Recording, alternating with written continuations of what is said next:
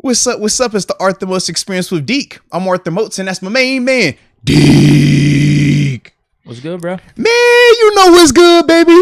Oh, yeah. We got action.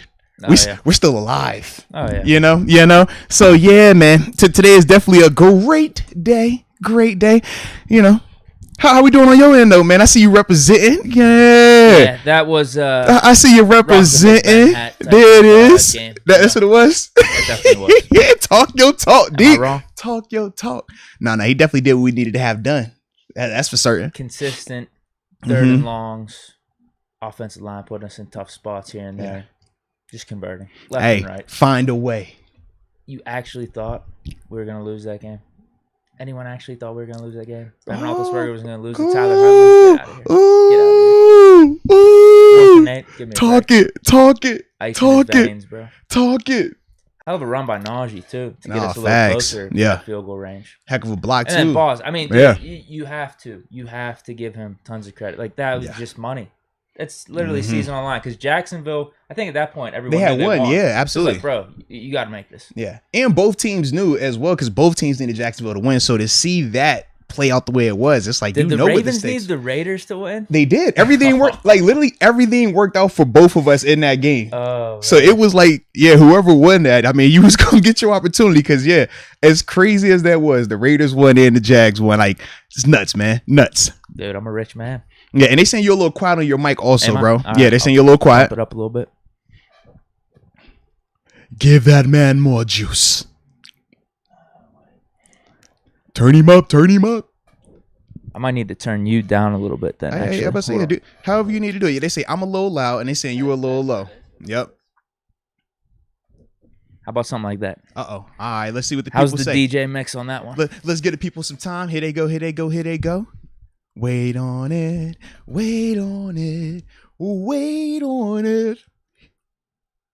Not seeing anything. Now I don't see anything. That's good. No. I see great. Good Y'all now. Good. Great. There we go. Perfect. Salute. Money. All right, we Gucci then. But yeah, bro. Yeah, man. It was fun. It was exciting. Yeah. I mean, first half was hell of a struggle. What was really concerning was you saw Jacksonville continuing to pound the Colts. They were. In the second half. Were. And it's still close. We're down in ours. It's like we cannot do it. I will not be able to live with myself. No, I was not going to come in today. I mean, not only that, but the whole Raiders thing. Like, if that actually turned into a tie, I don't think I was coming in today, dude. I would have been so mad. Trust me, I would have understood 1,000%, man. I would have used my one call off there. I definitely would have understood. Trust me, I would have understood, man. But with that being said, man, because I know we got a ton we're going to get into with this game, with TJ, with Kevin Colbert, with the playoffs now officially starting. Super Wildcard Week, we are finally here. Yeah, we're going to react to all of that. So with that being said, though, let us know where you are tuning in from. We'll get that shout out in. And after that, man, we will get this show on the road because, man, I'm hyped. Yeah, this show is going to be packed with good I ain't news, gonna lie, man. info, all I was that. a little upset, man. We had to wait this long, too, man. When I woke up this morning, I was ready to record right then and there, bro. What'd you have going on? We had a lot of stuff going on today, though. You know how it goes, man. It's a busy Monday. You know, we had to make our media rounds, but I had to make sure we had a nice chunk of time. Because I was like, we can't rush a day like today. Today's episode, this one of the ones we got to chop it up. We got to spend a little time with this thing. So you can view this as, the 4 o'clock time slot. This is like around the horn PTI type of stuff. So man. it's nice on the East Coast. Yeah. You're coming off of work a little bit or coming home from school. And then West Coast, you got middle of the day, 1 o'clock, lunchtime or something. Right? Yeah. So this is still a fine slot.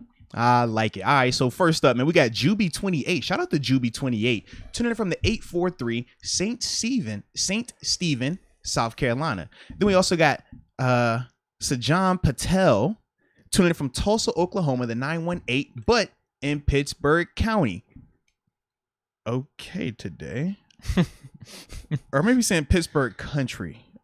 Okay, today. I don't know. Pittsburgh County?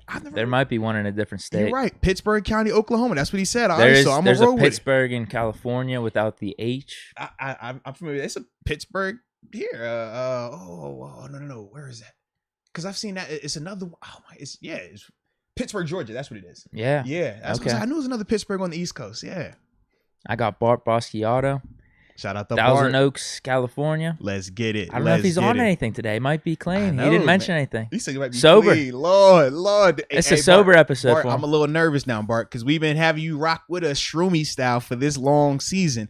And now that it's playoff time, we got to have it. I don't want you getting all, all buttoned up on us, okay? We doing our part. We still researching. We hope that you're still out there dealing with the magic mushrooms as well, okay? Only if it's good for you. If not, then I understand. Trust me on that. Leonard Gillum, Maryland, 301, baby. Perk Jr., 330, Youngstown, Ohio. We got Jacob Malacio, 919, NC in the house as always. Thanks, bro. Juicebox 32, 720. He's Mile High. And Cody Schwartz, Riverside, Cali, 951 in the house. I like it. I got Kelsey Profio, the 614, Columbus, Ohio.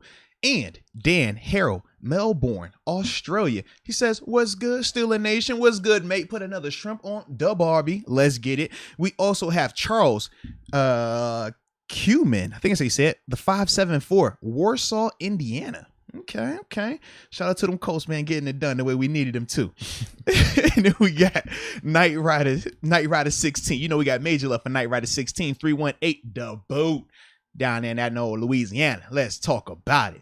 All right, you got any more on your end you want to hit real quick, man? I'll list off a few more here. Man, we got Cruddy, tuning in from 410 Baltimore. I don't know if he's a Ravens fan, Steeler fan. I mean, he's a fan of us winning because clearly he's tuned in today, and that's all that matters. Yeah, maybe he's a fan of us, the show. But, yeah, there could be a big swing of emotions one way or another there. Thanks for tuning in, though, for the extra view. Yeah. Terrence S., 216, ready to cheer on the squad. We all are. Black and Yellow, Texas Steel, live from the 210. Baby, God wants Big 7 to ball. Hashtag Boozy Voice. Ooh. Hashtag Southern Accent. Hashtag Boozy Voice. Let's get it. Smoke one for the Super Bowl. Man, fired up. Let's go. We got that cheese pack. You got that cheese pack fired up. I hope it's a different cheese pack. Don't bring that one from last time. Well, that one last time, I hope you burnt that. Here's what I'm thinking. Okay. Santa just delivered it a little too early. That's all. Ooh. Just a little too early. You're not going to use the same pack, right? Not the same one, right? We'll see. We'll see what the outcome is. I'm going into this week humble, but confident. Humble, but confident. Okay. Very humble. Very confident, though. Very confident, actually. Well, question. If I were to get you a different pack of Chiefs pack, could we do that? Because I think you want me to do a pre-order pack again. I'm not doing that again. No, not a pre-order. I just don't want you to use that order. Why not? Because that order did not give us the victory that we wanted, and I just feel like it's cursed. So I would throw that whole pack away and just get a fresh new pack, like new beginnings, man. I don't know. I think Santa just sent it a little early. That's all. It was meant for a playoff weekend. I think that's what it was. Now, are you going to have regrets if it was not meant for that playoff weekend and it results in the same as last? I'm not smoking it before the game. Okay. Oh no, I'm not smoking it before the game. I'm done with that. No. That was. You just never know. I took a chance there on that one. You did. Santa sent it to me though. You know what I mean? So I jumped the gun. That's what I mean. He sent it, and I was supposed to maybe open it up later. Okay. He should have listed instructions at least. I hope you're right, man. I hope you're right. I'm confident, dude. I really am. Well, I'll make sure I got my cheese pack as well. I got different type of cheese pack. I'm gonna make sure we good on my end. Okay. What do you mean by that? My cheese pack, I heard it hit a little different, so we gonna be all right, man. Okay. I can share it with you. No, I'm good. I'm good. I don't want to be out of commission for like 5 hours. All right, well, it's that cheese pack, so it's gonna hit a little extra. It's the playoff edition too, so yeah, it's gonna be wild. It's gonna be wild.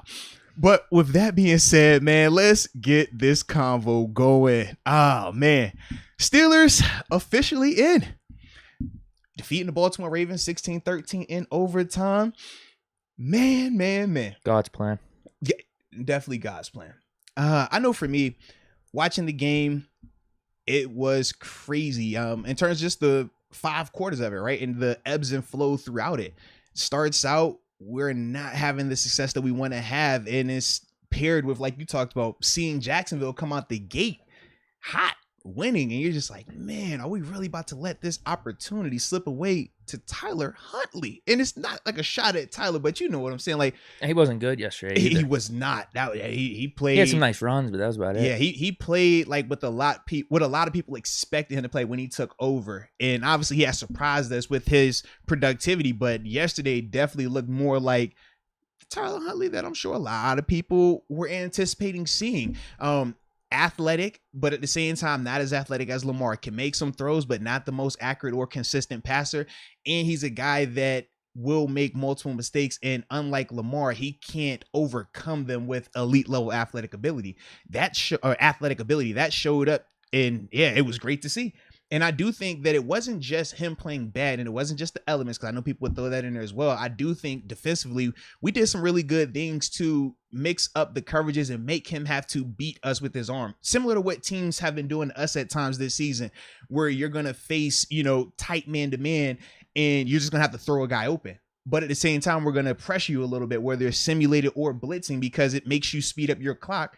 And we saw that's where he struggled. When he had time to kind of sit back there and go through his stuff, he made some good throws. But in that second half, especially in that fourth quarter and overtime, this is where I started laughing. I'm like, Coach T got him in the mixer right now. And because he was the DC yesterday. But remember, it was like, you go watch. He's either going to give you... I forgot about that. Yeah, absolutely. Absolutely. So he was either going to give you pressure, and he's going to play man-to-man behind it, or he was going to give you the simulated look where it feels like pressure, and TJ was either going to win or Cam was going to win and it was going to drop coverage. But Huntley couldn't figure that rhyme or reason out. And watching him, you would see, and that's why I felt like in that second half, he struggled so much more compared to that first half where he was having some moments. I would also say this, man. Hollywood Brown is like a weird 1,000-yard receiver. Does he really have 1,000 yards? He has 1,000 yards, bro. Yes. And that's the part for me where I'm just like, how? Because you watch him, he is inconsistent with his hands. I don't feel like he runs like wide great open touchdown. routes. Yeah, I think about the sideline one where Minka had the PBU. I'm like, you gotta come down with that. A good play by Minka. Or you think it was more of a drop? I think it was a little bit of both. Because I compared it a little bit to the Pat Freiermuth play with Harrison Smith. I feel like it was a what do you little bit think of the difference is between that play and the one with Hollywood Brown? Pass was way harder because Pat didn't have it secured in his hands. Hollywood had it secured. And he was just chilling. Yeah, he was chilling. He had it secured. He took what they call that is taking a picture of it. I would always hear in terms of when I was here with Coach Mann. I think is it Leslie Mann? I can't remember his first name. Coach Mann was wide receiver coach in 14 through 17 here, right before Dale Drake came over. He goes, "Hey man, don't take a picture of that thing. Catch it and put it away." And Hollywood, what does he do? He catches it. He takes a picture. He's looking at it like, I got it, instead of just catching and secure it. But that is one of the issues with Hollywood in terms of just his consistency catching the ball. And like I said, great by Minka to finish the play, but that's why I thought those were different because Pat never had it secured. When Pat gets his hands on the balls, usually he secures it. He never got that chance to even get that far. It was just bang, bang. Whereas it was clear cut, catch, feet, then punch. And yeah, that's on, like I said, great by Minka, but also a little bit on Hollywood as well. But yeah, when I saw he had 1,000 yards, I'm like, I would never have guessed that. I thought he was in like the 800, 850 max. No. Yeah.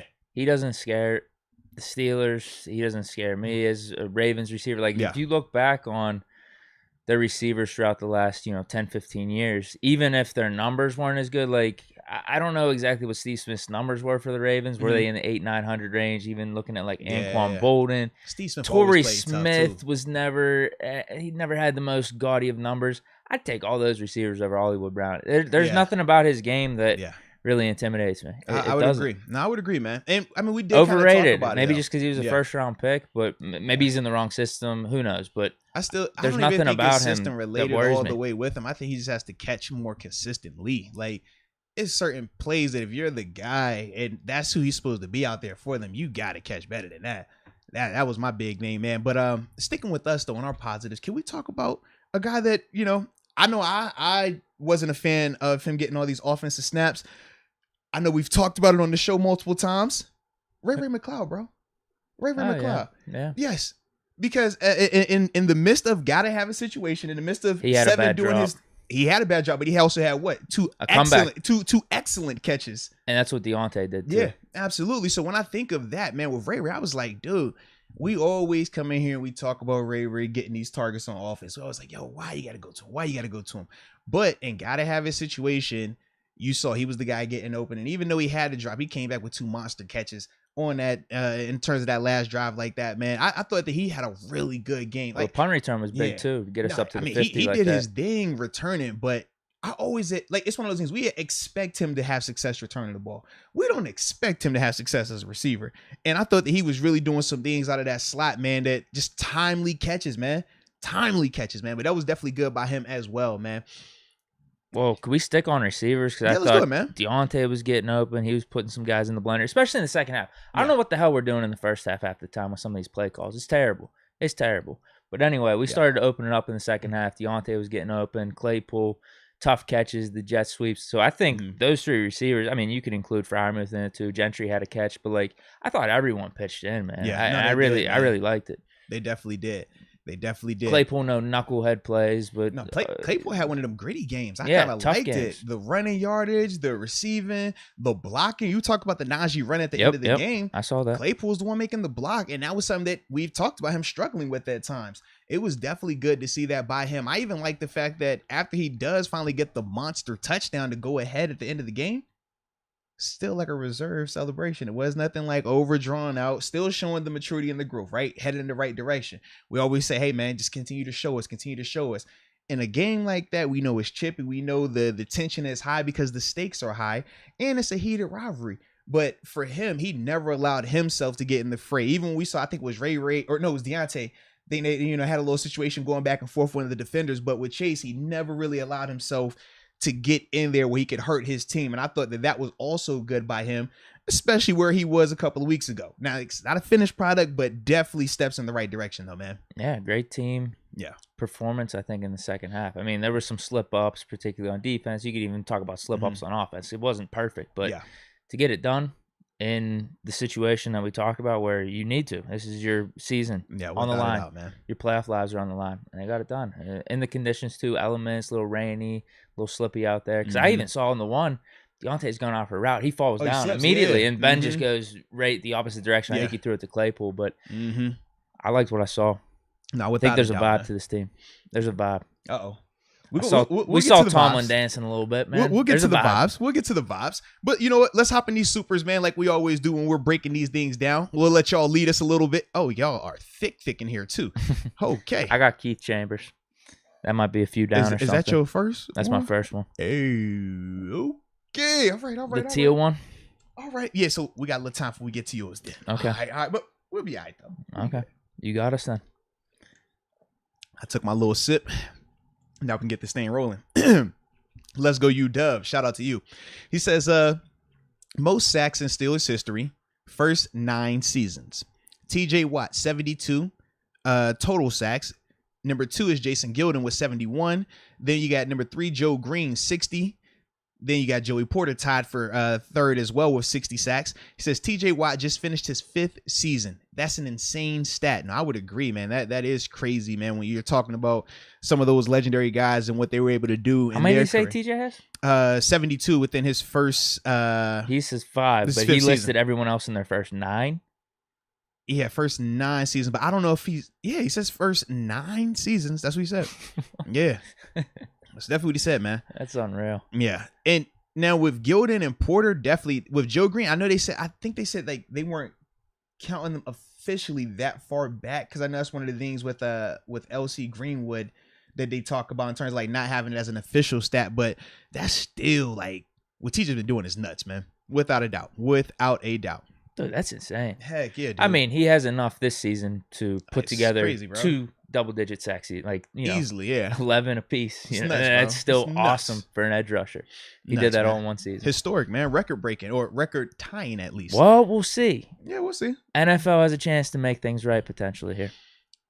We'll talk about it. All right. I'm excited to hear what you guys say. We got Jesus Pacheco. Jesus Pacheco says Moats is the NFL rig. I almost thought it was last night. I thought it was scripted. Jesus, I'm going to let you talk to Deke on this one because I'm going to give you full transparency. I watched enough up into the 4th quarter, and I watched the Herbert touchdown to send into overtime. And after that, I said, not today, Satan. I said, I will not do this to myself. I'm not fitting to stay up and watch this. And if it ends in a tie, have me pissed off all Monday? Nope. I said, I'm not doing it. So I relaxed. Talked to Deke. Now, I've had to go back and watch it, obviously. But talk to Deke. Deke was in the moment. He was feeling it live action. I ain't want that smoke. Nah, I had enough of that already at the 1 o'clock hour. I'm good. No, there was nothing about yesterday's game that would make me think the NFL is rigged. Yeah. Because I think both teams played their hearts out. It was a hell of an effort on both sides. It was an amazing game. No, it was. It actually did get to the point where you're sitting there with 2 minutes left in overtime, and the Raiders have the ball. They might run it out because at this point, a turnover is going to hurt you. It's going to kill you. If you're trying to win the game and be the tough guy here, sometimes you got to play with your brain a little bit and use some common sense. But it was crazy. But Josh Jacobs balled out in that overtime and in the fourth quarter, and they gave it to him one last time and was able to – here it is right here. Right Third here, and 4. Nuts, look at this. Bro. That's he gets those extra yards up to the 29, and then it's a 40-something yard kick. But no, I don't think there was anything from yesterday's game. If the kicker would have missed the field goal, do you think would have been you would have thought it was intentional if he missed it? He could have just had a bad slip, just missed it. Because if he missed it, here's the thing. If he missed it, they're in. Anyway, it doesn't matter. I was like, what if he just happened to miss it? Like, wide left, I still probably wouldn't have thought it was rigged. I would have been really pissed off, though. Really pissed off. Because that would have been the second time it happened. Ryan Suckup missing the one back in 2013 with the Chiefs. But no, this was a ball don't lie moment for us because the Chargers were the one that actually booted us out in that Chiefs game where he missed. So now this time Raiders make it.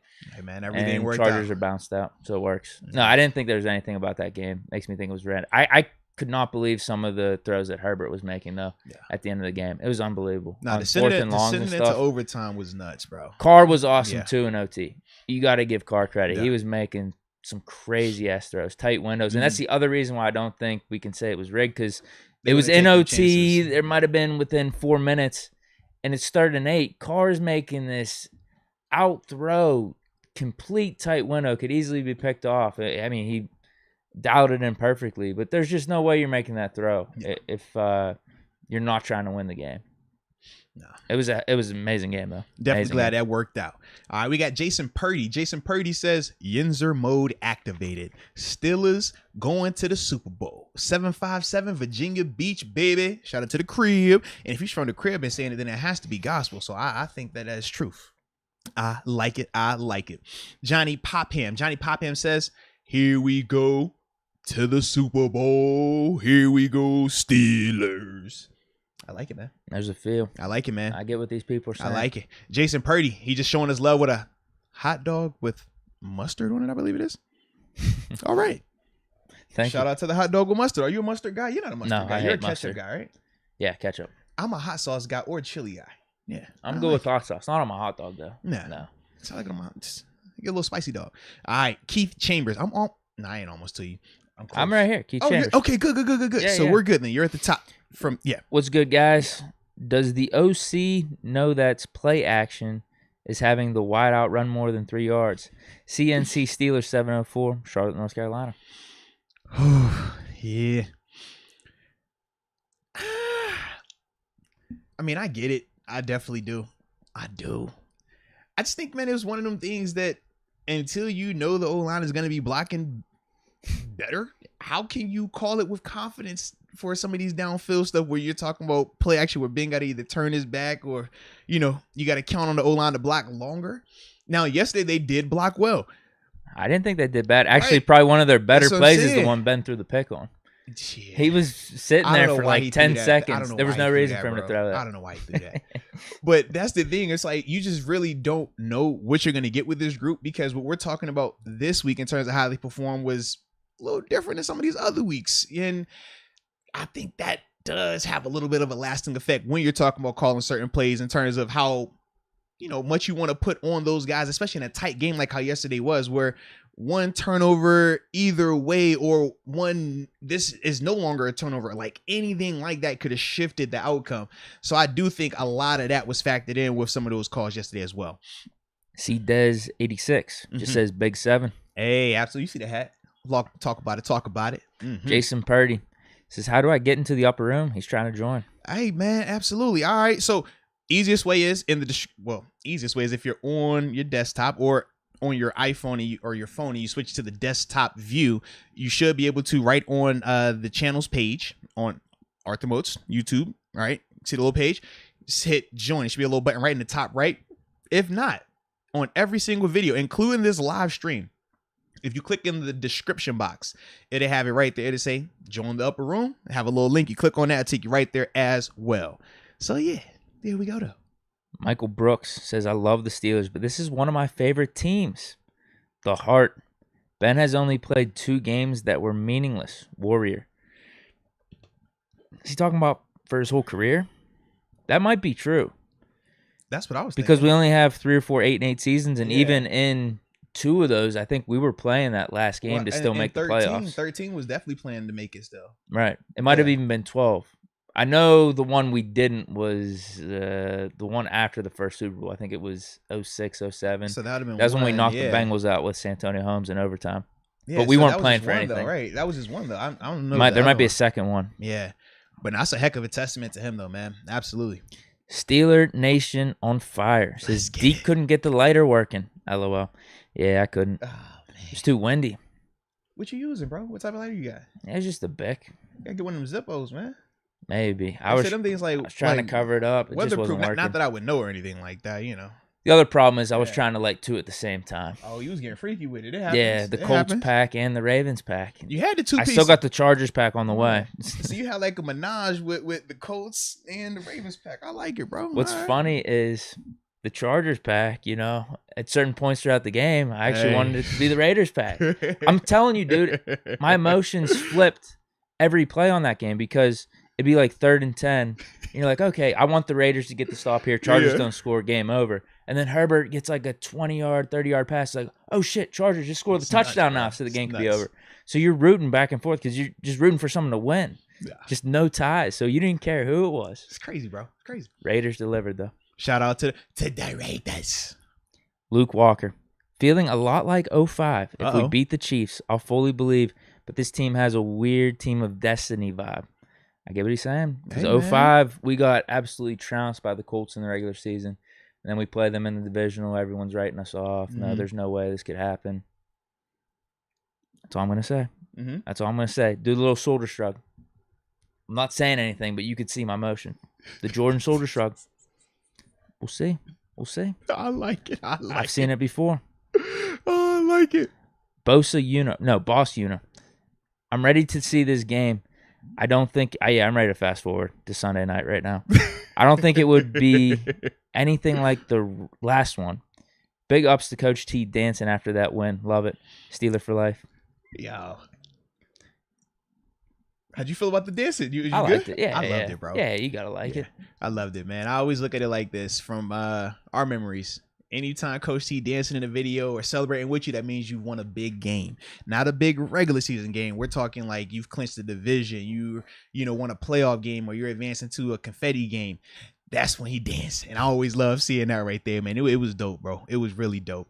And just as a whole, man, when you talk about, just Coach T, man, just being able to loosen up a little bit. Because he's been under a lot of stress this season as well, man. You even think about the fact that 2 weeks ago, just got rid of it, or didn't get rid of a coach. The coach was, took another job in terms of Adrian Clem and that whole situation. You think about Keith Butler, his defensive coordinator, coming into this game, has COVID, so he's not available.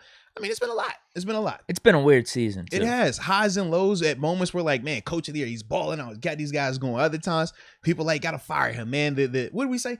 They was asking, has the team lost touch of him or they're not? Has he lost the locker room? Has he lost the locker room? They're not feeling his message anymore. And we came up here and we talked about that. But I do think that yesterday showed that he still very much has this team. They still very much listen to him and they're responding to him.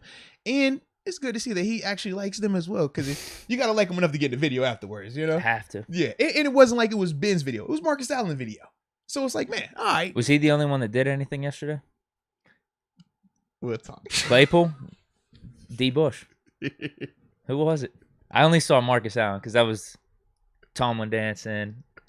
That's why it made the rounds. It was dope, bro. That's all that matters. Claypool. Is Claypool bro. Back? I ain't say nothing, bro. I don't know what you're talking about, man. I need to check it then? I'm not checking anything. I'm blinders on. In fact, I only received I'm social media through secondhand right now. Nice. Okay? I have people that Good for reach you. out to me. They're like, yo, you need to check this out. And okay, cool. I go bring it to my attention. I go look at it. I go check it out. But no, we're good. We're good, man. We're good. Did you see AB's interview?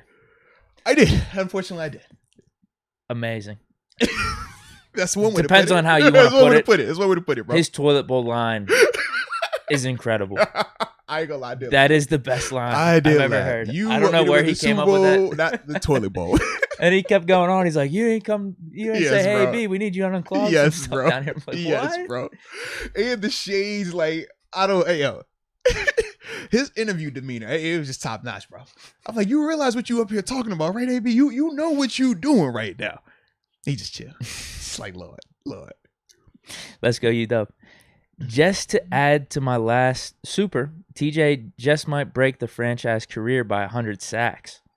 Oh, in terms of the pace that he's on. Oh, yeah. Not like, oh, he's gonna have but the pace, yeah.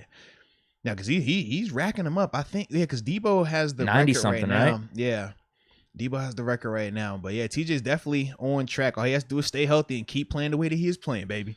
All right, you're up. I'm at, let's see, Stephon Ball. All right, bet. Let me see how far down.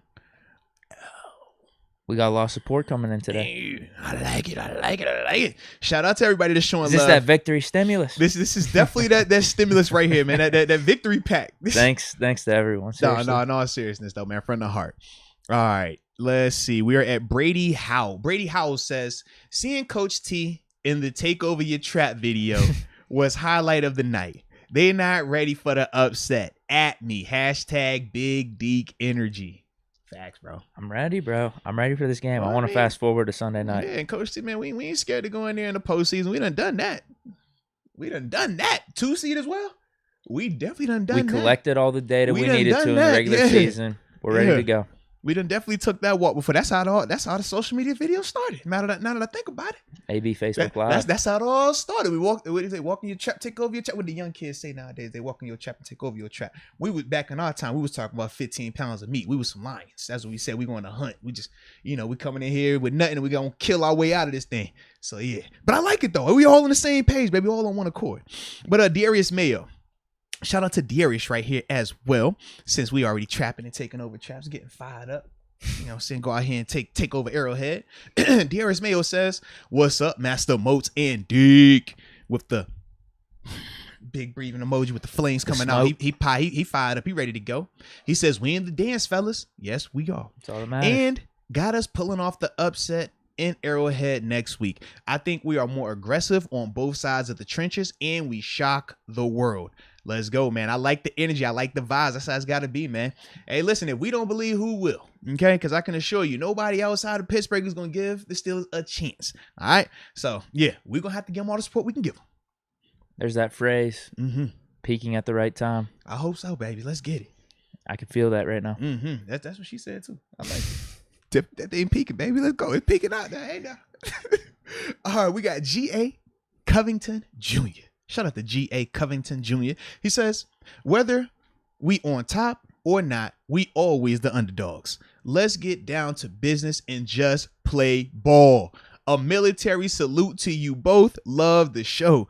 Nah, man, we definitely appreciate you as well. Yes, indeed. Yes, indeed. All right, Cody Schwartz. Cody Schwartz says that Cali Chief Pack gonna be potent as come Sunday night. Yes, it is, man. Hey, you make sure that thing fired up loud and proud, baby. We're gonna need it. Ooh, and the we gotta wait all the way till Sunday night. Ooh, those are my favorite games. That's the one I wanted. I mean, it's the best one to watch. It just sucks we gotta wait all the games to get there. But it could be worse. Could be having the Monday game. I wouldn't have minded that one. I don't want the Monday game. I didn't want the Saturday one. I didn't want Monday in playoffs. Saturday low key is a vibe. Monday, you're right, because if you advance, bro. I mean, they would have to give you the Sunday game next week. But Saturday is the play though, bro. Saturday, because you get that one Saturday, you get Sunday and Monday. You know what I mean? Whereas if you play it on Sunday or Sunday night, you can still mess around have that Saturday game or that Sunday game, and you like, or you play on that Monday. Yeah, that's my only thing. Saturday would have been a little bit more of a disadvantage to us, though. I think considering the Chiefs. They played Saturday, so we would have had like one less day. So maybe They're resting a little too much now. You know, they had that extra day rest is a little too much. I hope so, man. For Sunday night, but I'm ready to see how they respond though, because they've never had to play on the wild card under Mahomes. They've always had that bye. So this is gonna be, different style of play for them. Different, just in terms of your postseason operations. I mean, places like Kansas City, no different than Pittsburgh. When you're constantly going to the playoffs, you account for it. It becomes like a rhythm, a routine. Like, hey, we know what to expect when we get there. This is going to be a little bit different for them. Whereas the Steelers team, last time they were in the playoffs, they were playing this round. So this isn't going to be as foreign to them, man. So I do hope that gives us a little advantage as well. We got nothing to lose, too. That's what I'm saying. We're like a dead man walking right now. Absolutely, bro. We the Undertaker. We the dong. That boy that set up on eyes rolled back one time. Chiefs over there like, oh, is that?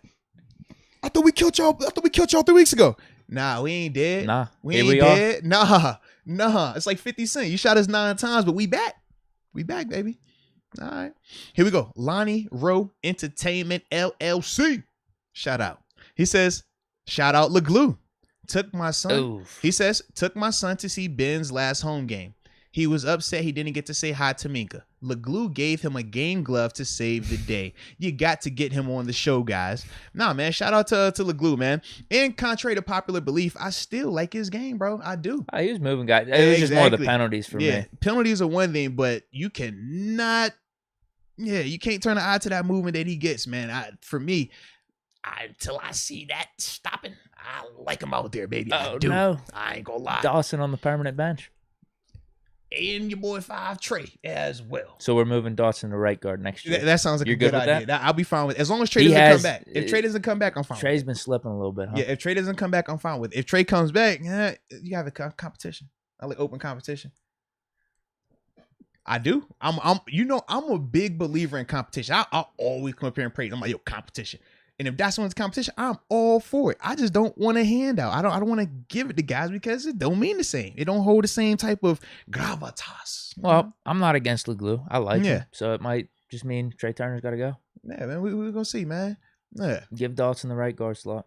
He did say he liked that. He said that on That's the show. I mean. So, I'm down for that as well. I'm not a guy that wants to take LeGlue or JC out when I'm watching how they've been playing these past couple of games and just the overall feeling about the offensive line these past couple of games with those two guys, particularly in the lineup.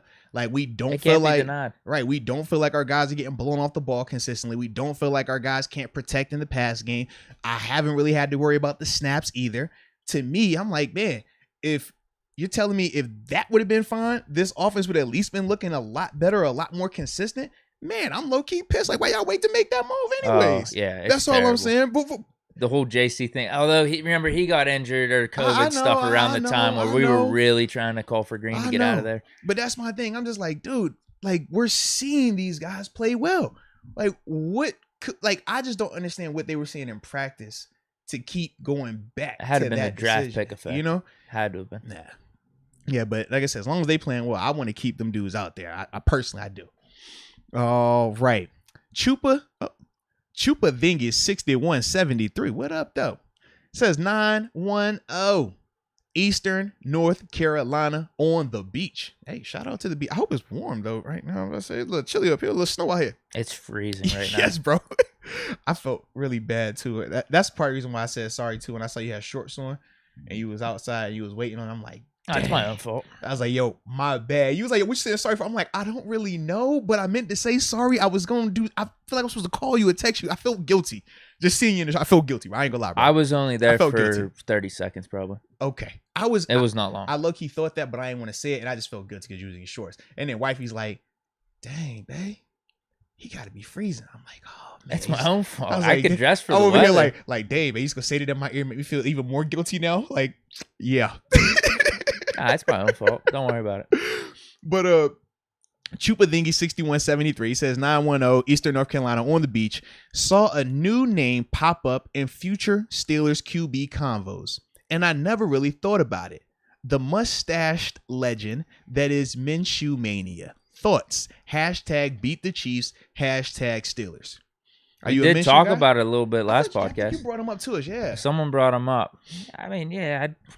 put him in the if we sign him, we'd probably bring back what? Mason and Haskins. It'd be a 3-way competition. I'm assuming. When we talked about Minshew, it was in that conversation of Baker versus Mason. Yeah, and then it wasn't really what we consider him. It was more so just in comparison. He's to not those a guys. top option, but yeah. I wouldn't be opposed to bringing him for a competition. Yeah, because you're right. If you do bring him in, because I go back to the model of, well, hey, you get him on the cheap, you can bump up everything around him and make it work like that. But I do feel like if you bring him in, you're going to have him compete with Mason and Haskins. I mean, why wouldn't you? Yeah, I do think he's a little better than Mason. I think he would be the top guy to start off with. I just think he has a better proven track record in the league.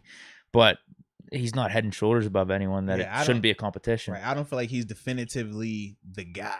Like, it would definitely, and I do think that with a guy of his standing, 1 or 2 games, we would all be over here like, can we see maybe someone else? Oh, yeah. Whereas, like, if we're talking a little bit more of a higher end guy, even with Ben, right? You think about how it took us multiple games to be like, oh man, let's even consider someone else, right?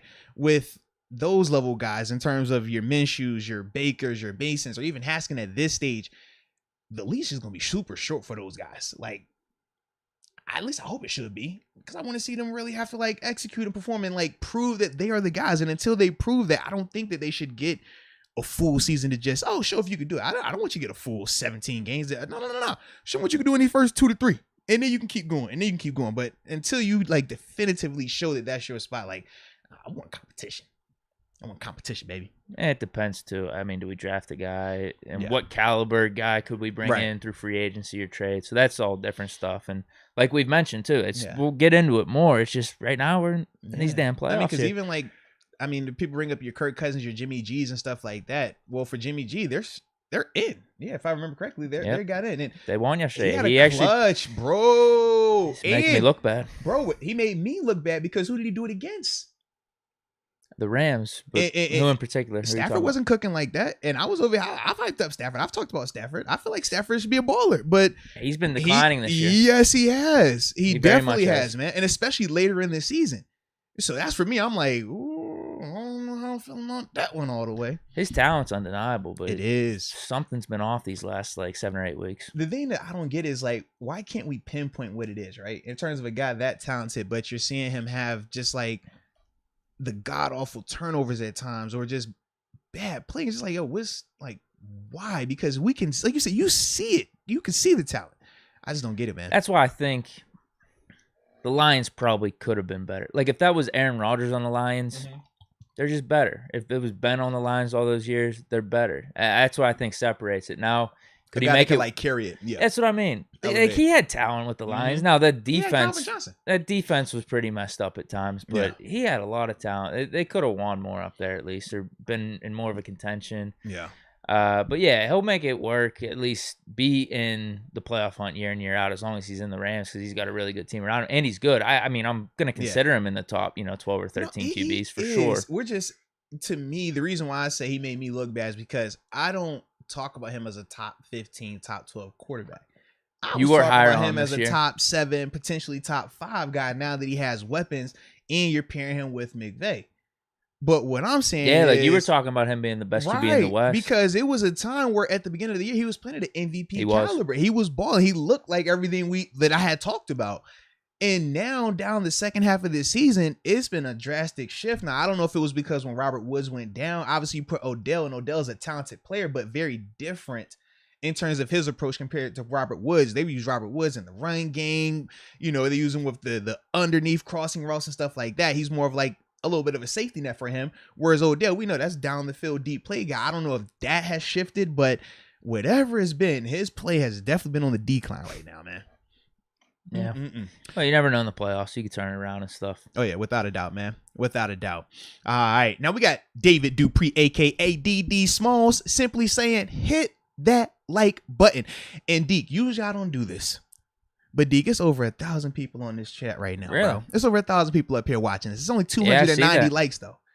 What's up with that? Now, newsflash, I wanted to give you, I did my homework, okay? Because I remember you asked, you was like, yo, I think it was last time we were up here. He was like, yo, man, how many likes did we get on that video when we talked about, can we get it up to, 900 for 7, right? I think as we had said, it was like the last home game episode, whatever. It was at 921 when I looked earlier today. I'm just throwing it out there. So that did work. But okay. Now they're getting it going. They're getting it going a little bit. Because it's too chunky in here to not have them likes going. Not for us, not for Deke. What about for 7? I know you love them. What about for the Steelers that just clinched the playoff spot? I know you love them, but more important, what about the YouTube algorithm so we can get our message out there to more Steeler fans, right? Because what's better than one Steeler fan? 2. Was better than 2, 3, and we just got to keep multiplying, baby. All right, but we got to get the message out. Just hit the like button. That's it. Right. Now we got Brian Neep. Man, I'm telling you, bro, it's a ton of these supers, but this is how we work through it. And whatever we don't get on the supers, we will make sure that we continue on with our conversation. Yeah. With this recap as well. Definitely. But Brian Neep, he shares your vibe. He says 2005 vibes all over again. Nice seeing you at the Browns game, Deke. Here we go, Steelers. Nice meeting you, bro. Absolutely, man. You a celebrity, bro. I don't want to overplay the 05 thing because this is a different team. It's different seasons and everything, and that was 05. Right. But there's little things. What do you feel was little things you could string together here, especially when it's the same quarterback? Well, I was going to ask you, compare and contrast. What did they do that was similar? Gritty. Okay. Like these last couple games, that's the problem. We didn't. Mm-hmm. You know, we finished, I think, 11-5 in that regular season. I don't remember. I know we got smoked by the Colts. That was probably the only like bad loss that season. Okay. We had other losses. Like we did lose bad to Cincy at home, but I think that was a relatively close game too. You're talking about the Husmanzada one, right? Yeah, where he rubbed the towel on his feet and everything. Off the top of my head, they just didn't have those like really bad losses that we had this season, though. Okay. That's the problem. Their defense was better, like all around. Like, obviously, the front seven with Porter, that defensive line, Aaron Smith, Farrier, Foote, Clark Haggins. Like that was a really nice front seven. Okay. Secondary, you could even say was better. I mean, we had Paul Malo at safety. Chris Hope was really good. Okay, so there were pieces. I think it's weird actually looking back now because I think that's why I asked, because I'm like in 05. I did not watch it like that, so there's no way I would have known to that extent. But I keep hearing the comparison. I think if anything, I think maybe the contrast would be we were underachieving a little bit in that regular season because we're coming off the 15-1 year in 2004. We're like, oh, this is a top 2 or 3 Super Bowl contender coming into the season. We got to the point where we're 7-5. We have to win out to make the playoffs. It's like this shouldn't be how it was. But the similarities, I guess, what we're seeing late in the season is you have to win to get in, and you're winning in gritty ways and weird ways because we weren't blowing those teams out those last 4 games either, and they weren't even like the most top-notch team. It was like the Bears, Vikings, I think the Lions. They were somewhat close games for some of them. So I think that personnel on that team was better, but the comparison is just the grittiness. There's the grittiness. There's a feel right now. It's like I said, peaking at the right time. For sure. Peaking at the right time for sure because. The receivers, you want to compare the receivers? Kind of similar because Hines Ward was our top guy, but you're not comparing him at that moment to like a Chad Johnson, Marvin Harrison. Do you think in 05 he was ahead of where Deontay is now, though? Yeah, as a complete receiver. But then our second receiver was Cedric Wilson. Oh, so that's a drop off compared to we got Randall L was our third guy. So like receiving cores are kind of similar, like not the most elite, but kind of getting it done. There's some type of chemistry with Ben going on. Running back, we had Willie Parker that was really heating up for us. Najee Harris has been good. Yeah. That line was so much better, though. That line helped a lot. We had Heath at tight end, so I guess you can compare him to Young Freiermuth. Whatchamacallit out there, too. Hall of Famer. We had Faneca. I mean, that line was really good. Hall of Famer up front. That line was really good. They really helped Ben out. Willie Colon was on that line, too, right? Not yet. Or is he after? Okay, not yet. After. Okay. No, that was like Jeff Hardings, Kendall Simmons, Marvel Smith. Dang. Is it Jeff Hardings? Oh, yeah, he was good. He was a good center for us. Jeff, that dude. Now I'm a big fan of Jeff. Yeah, man. I didn't think timing wise that was 05, but I guess so. Yeah. But I guess you could say maybe, like I said, I'm just spitballing off the top of my head right now. I guess you could say the league is different though too. Well, in terms of like the style of play. And I feel like there was a big differentiator of like the top teams. Whereas like right now, I mean, any of these AFC games right now, who knows? Like none of us would be surprised if the Steelers beat the Chiefs. Like that's the NFL right now. Absolutely, I'm with you on that. It's not this. Oh, these are your clear cut is separate. I think like where's the Colts at the time? I think they went like 14-2. Yeah, that was with Manning and them. Yeah. Yeah. That was probably their best team ever, actually. For us to upset them, that had to have been so devastating. Yeah. Crazy, man. But Crazy. yeah, our defense back then was better for sure. But we're starting to click. We're starting to get something going these last 2 games. We're going to also probably Witherspoon, bro. Witherspoon's been playing well still, man. And you notice he got the nod over Joe. In terms of starting the game out, it was Kello and Cam. I saw he played the most snaps. Yeah. No, Cam got 100%. Yeah. But yeah, Kello got like 87. Yeah, I'm going to be interested to see because the Steelers kind of masked with, Joe is coming off of COVID, practice availability. We'll only use him when we really got to have him. I want to see now that it's playoffs, a full week, y'all going to make that same move.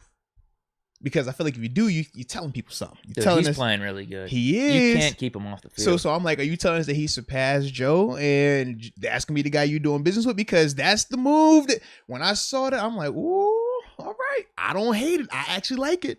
I do like it, I man. saw a headline where Tomlin was speaking highly of him, too. Bro. His ball skills are undeniable right now. The confidence is showing. I mean, he's playing really well. Really well.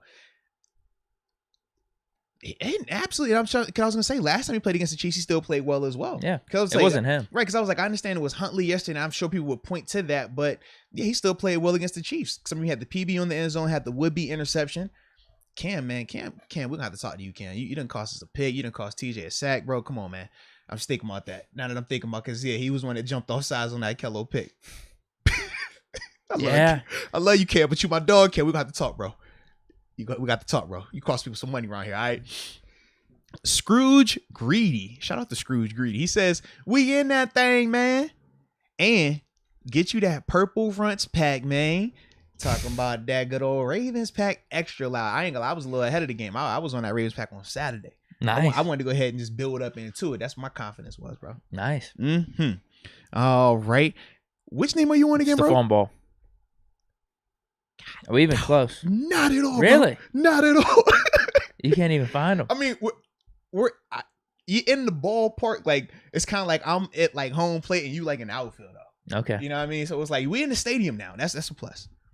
We're gonna get there though, because we got plenty to talk about, and that's the thing. Like, and we do like when some of this stuff comes up organically through the chat. So then we know, all right, well, we don't have to hit as hard on that. Maybe get this part later. Right. So yeah, but Farron Bradford said, do you feel that Kansas City has more pressure to find a QB? Or no, excuse me. Do you feel that Kevin Colbert, KC, the whole KC thing? But I'm on Chiefs week right now, bro. Can't be just typing KC. I'm fired up. Okay. He says, do you feel that Kevin Colbert has more pressure to find a QB now that this is his last draft? Also, do you think there will be a shift in philosophy going forward with the new GM? Now, Farron, I see you over here. You trying to jump the gun on him, man. You was on the notes over here, huh? Because we're going to definitely talk about Kevin Colbert, man. But briefly right now, in terms of, do I think will be more pressure on him? Without getting too much into it, because like I said, we're going to talk about this and hit it once we get through the game recap and stuff like that. But I think it'll be pressure on him to an extent. I think there's no honestly, pressure. I don't feel like there's nothing crazy because he's out. Yeah.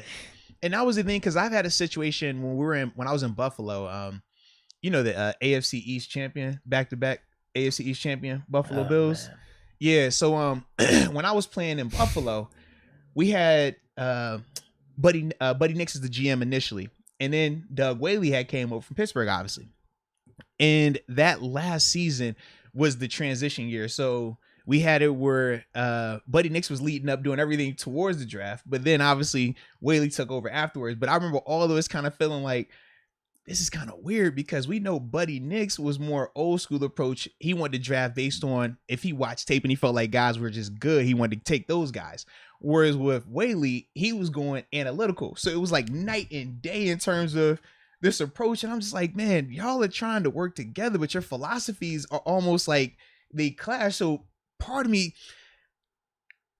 I ain't gonna lie, we kind of wanted Buddy to not be involved with the draft to an extent, because we felt like it would just be more cohesive and smoother. I'm not sure how that's going to play out here, just depending on who the potential candidates are for him going forward. And we would really talk about that, like I said, in the next segment when we get to him. But I don't think it's going to be too much pressure on him. I think he's going to be good. He'll be fine. That's how I feel too. Yeah, he'll be fine. He'll be fine. You don't got to deal with any of these picks. Yeah, say, hey, pick who you want. But as a guy who's still on the team, afterwards, you like, bruh, like, why is that a thing though? I don't know. Because it happened a couple years ago with the Jets. I don't know, bro. And you just mentioned it up in Buffalo. Why is that the time kills your place? philosophy? Like, it's weird, bro. Why can't it be just right after the season? Yeah. I guess it would be weird right before the season though too. There is, I guess, not really a good spot. Yeah, that's my thing. I'm like, yeah, I don't get it. We'll talk about it. We'll get into it more. All right. Caleb James says the 816 Kansas City, Missouri. Gonna see 7 live for my first time Sunday. Nice. Bro, that good game to go is to. major. Shout out to you, man. That's gonna be an awesome situation, man. Definitely make sure you got that terrible towel ready because we're going to need that energy, baby. And quick kudos, man. We did holler about the likes. They're up to 500 right now. So shout out to y'all, man. I see y'all getting it in over there. I see y'all. All right. Good. Gordy Man 86 says stairway to 7, baby. Pulling that upset at Arrowhead. I'm calling it. But he does back it with like the crying, laughing emoji. So I don't know if he's like as sincere about it. He's trying to hedge his bet. He's trying to act like he don't care, but he really care. Don't hedge your bet. We all in. If our hearts get broken, you know what? We got all off season to recover, okay? So we all in. Burn the bridges. Burn the boats. We going, all right? We ain't turning back. We got to go to Arrowhead, and we coming back with a Chief. That's what we doing, okay? Or what's the little head things the Chiefs wear? We can come back with the... I don't know. Yeah, well, either way, we coming back with one of them. That's how we operate, all right? It's playoff time. We ain't coming back to Pittsburgh. Not at all. We ain't. That's how we're road warriors. Okay? Let's go. Okay? We just collecting heads, put them in our little bag, and keep on our way. That's how we operate come postseason time. All right. Shadow Rider 1. Shadow Rider 1 says, if TJ gets another sack, does it count for the all-time season record? Unclear since it's a playoff game for him to achieve it. Great show. Cheers.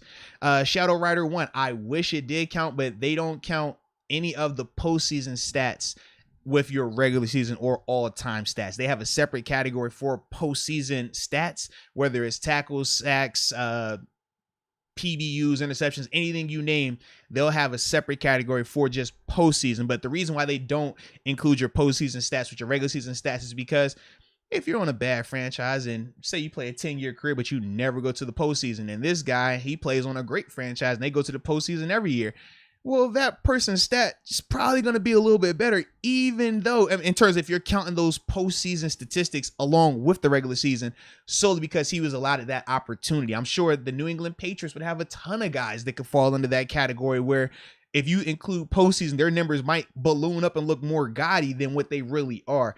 That's the real reason behind why they don't count they don't count postseason statistics with your regular season statistics. Well, we got a big chat that just came in. You want me to read this? Yeah, go ahead, man. I could do this. Knight Rider 16. Oh, bro, it's always the homie Knight Rider. Yeah. We always appreciate you, Knight Rider, from the heart. In fact, tip of the cap. Isn't how you doing in baseball? Just give you that.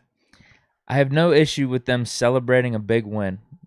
We wasn't supposed to make the playoffs. They wrote us off as dead after the 1-3 start. Mm-hmm. They wrote us off as dead multiple times this season. Yeah, and I will say this. I know it's easy for us to get up here and, man, yeah, it's because y'all was doubting and y'all was faking all this. All I'm going to say is the team was giving people reason to believe it as well. But they did it. They opened up the eyes. It's like, hey, is he dead? Is he breathing? We put that finger on their nose. They woke back up. They had that little smelling salt, So, hey, that's all that matters. We're back alive. Oh, right. But no, shout out to Knight Rider 16, though, man. No, from the heart, man. That was big time. All right, Preston Allen. He says, chances of a Juju return for this playoff run. 0. Now. Who's talking about this? No, Where's because this coming from? Initially, that was when he went down and he had the surgery. Initially, the talk was, yeah, he's done for the regular season, but if they were to make the playoffs, he could potentially return. Now, at the time, it seemed very far-fetched because the Steelers at the time were not winning, which is why people at the time didn't feel like they had a lifeline. And that's what we was over here checking their posts like, yo, is he alive? Give him mouth to mouth, Deke. The other mouth. You know what I mean? And it worked out. So, now that we're in the postseason, it's like, yo, can Juju make a return? I'm not seeing... Yeah, I haven't seen any anything in news terms on of Juju him coming back. Yeah, even practicing yet, or No. even looking like he could practice. So yeah, until we see anything like that, I don't anticipate it. Him or to it, huh? Or to it. Oh, good call. I didn't even think about Tua. I saw a post on him today. It's crazy that I'm more concerned with the Juju returning and like, yo, is that a possibility? And I ain't even thinking about the Tua return right now. That's nuts, bro. Who would have thought? Who would have thought? All right. Black Lavender, though. Black Lavender. Shout out to Black Lavender. He says, how many times you bust my A word on the ice, Moats? He's talking about me because when I took the fam ice game. Now, full transparency, I have not fallen on the ice. Knock on wood. I've actually never fell when I've ice skated. That's like the only like wintry thing I've ever done. You stick to the boards. Yeah, I don't sled. I don't ski. I don't snowboard. I'm not a big, let's go up here and get on the mountain slide. That's not what I do. Ice skating, I never did it until I met my wife. She was like, let's go ice skating. I was like, all right. I've done it a couple times now. It's kind of cool. But I was good. But funny story was, I guess it's not funny. You know this. My mother-in-law, she happened to take a spill on it, and yeah, she broke her arm. So it's kind of crazy. Yeah, she had to have a little surgery, but she's good. She's good. All right. Mother-in-law's good. Makes us all close. It's all cool. We even signed her cast. All right. You got to sign it next time too. None of that thing we put, BDE on it or something like that. All right. Let her know. Yeah. But I was good on the ice. Okay. I think because for me, man, I used to rollerblade. I was like a big, like in my era, we would go to the skating rink like all the time. So yeah, I'm very like, I'm well versed on skates, whether it's rollerblades or your four wheels. Like I got my groove. So ice skating, once I got this the blade versus the wheels concept. Yeah, I was good, man. Yeah. All right, now where do you? No way. Yes, it's the foam ball. Did it. Shout out to y'all. All Shout caps. out to y'all. It says pause the show till they give y'all 500 likes. Are we at 500? We are at 558 currently. All right, no reason to pause the show. We're good. No, Don't I like stand the energy for the though. Disrespect. He says, love the show. Thank you, Seven. Thank you, Coach T. Thank you, Moats and Deke. That's good company for the gratitude right there. Nah, man, I greatly appreciate you. Deke, obviously, he greatly appreciates you. And as a show, we appreciate you. And not just you, man, the whole community. Because let's be real, man, the show works because of y'all, right? Y'all show us support. Y'all come in here. Y'all give us feedback. Even when our mics aren't working the right way, y'all let us know. Y'all got, it's a group effort in here. So we appreciate y'all appreciating us, but we appreciate y'all again, all right? Michael Brooks, he says, rigged. Why would you let Herbert in? Nah. That's a good point. I don't think you start anyone. If it was rigged, you just don't start anyone. You have your backups in. It doesn't matter. Nah. Yeah, I don't think it was rigged. I'm telling you, with how that game played out and how tough both those teams were playing, no. I mean, actually, tip of the cap for the game. Like, even the Chargers, for Herbert to come back like that in the fourth quarter, that was crazy. Yeah. Well, and it's funny, man, because during, like, the beginning of the game, I kept thinking to myself, could I ever see a scenario if we're playing Baltimore and a tie means both of us get in? Could we ever really agree upon that? And I was like, I don't think we could. Agree, no. Because number one, I don't trust them. Number two, I don't like them. So like, it would be one of them things where I would shake your hand, I would agree with you until the fourth quarter, and when I finally got my opportunity to win, I would go ahead and just win the game on you. Like I would, because Baltimore, I don't like them. Like that's the energy. Like, why I gotta be honest and loyal and truthful to y'all? I don't like y'all. Y'all don't like us. I would anticipate them doing the same thing to us. There's no loyalty amongst us. We know this. So yeah, but watching the game at times, I'm like, all right. No. We froze. No, maybe. I ain't. But the tie did get me a little nervous. Sitting at the overtime, I got a little nervous. Way too close for comfort. Got a little nervous. I was not feeling that all the way, man. I could not believe. Yes, I was like, bro, are we for real right now? Like this is overtime? Like what? Yeah, it was not liking that at all, man. I just think it's a bad look, bad karma if you do that type of stuff. Yeah. And then I was thinking this for the NFL as a whole, in terms of like a production standpoint, in terms of providing people entertainment. That is a terrible look because what is Collinsworth and Al Michaels talking about the whole time is each team is just kneeling it and punting it to each other and stuff. And then you're seeing social media probably going off. Very true. That is just terrible from a product standpoint, putting it out there to people. Yeah. So that's another reason I was thinking, there's just no way. There's no way. Yeah. Well, and I'm sure like if you're the Raiders, at the end of the day, you had to be knowing in your mind, this tie benefits both of us, but it don't really benefit us. Because if they would have tied, they had to go on the road, I believe it is, to Kansas City. Whereas since they won, they go to Cincinnati. Just different in terms of, the level of teams right now, on paper at least. Now, we'll see how it plays out, but that was another reason. It's like, if I'm the Raiders, why the heck would I want to go play Kansas City when I can get Cincinnati? Like, Yeah, so that was the other part for me. I'm like, yeah, I don't really think you want to tie this game, man, because that's gonna hurt you more than it's gonna help you. Just bad karma going forward. So I don't know. I don't believe in karma that much. I just Only you when play it's to win the convenient. game. You play to win the game. Herm Edwards said it best, man. Yeah. Yeah, if it's us, whatever it takes to get in the playoffs, I don't care. Hannibal 090. I love that name, by the way. Do you think making the playoffs is a good experience for the rookies and younger players? Yeah, for sure. They'll know what it means to have to raise your level firsthand, not from someone else telling them about it. Yeah, definitely. Yeah, 100%, man. And I can speak to that as well. I remember coming over from Buffalo. Even though I had experience of 4 years in the NFL, I had never went to the postseason. So I remember in 2014, man, just when we finally got that opportunity, and it's like, you feel weird. You don't know how to operate. You're going into work when most people aren't at work anymore.